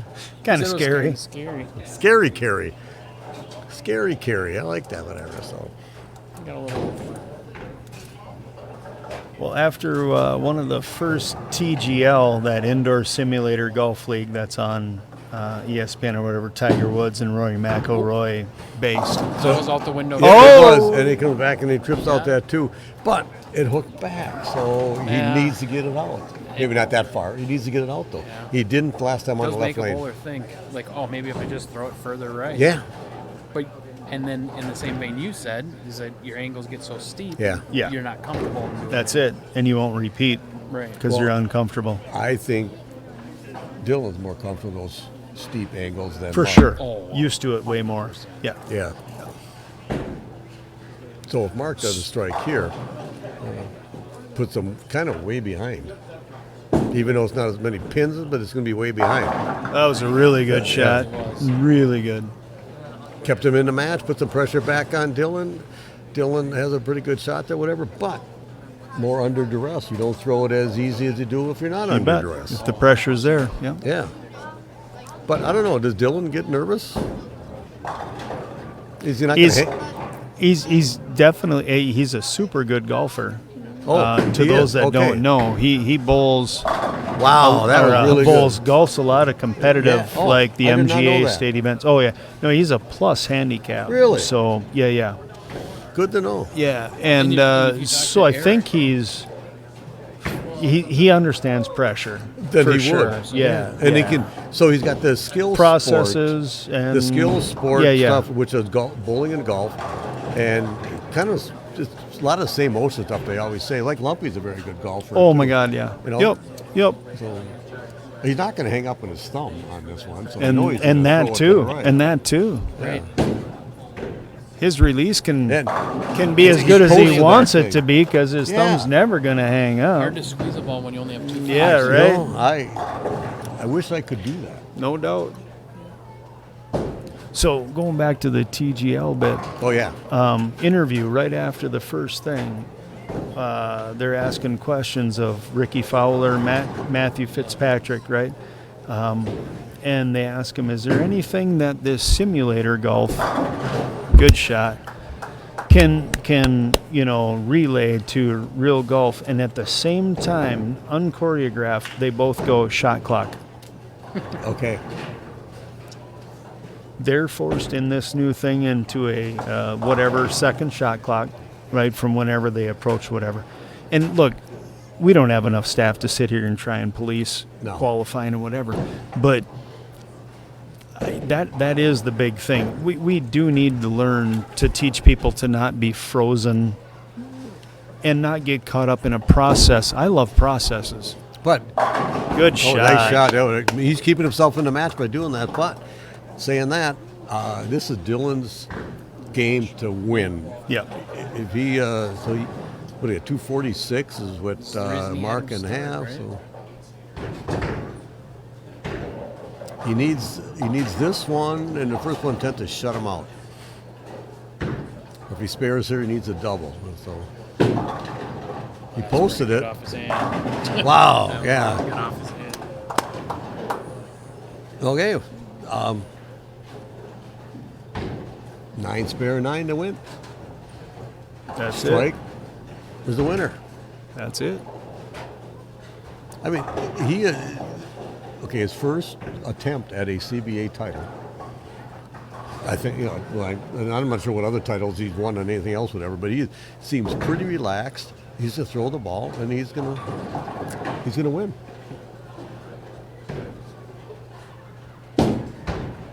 That's really good.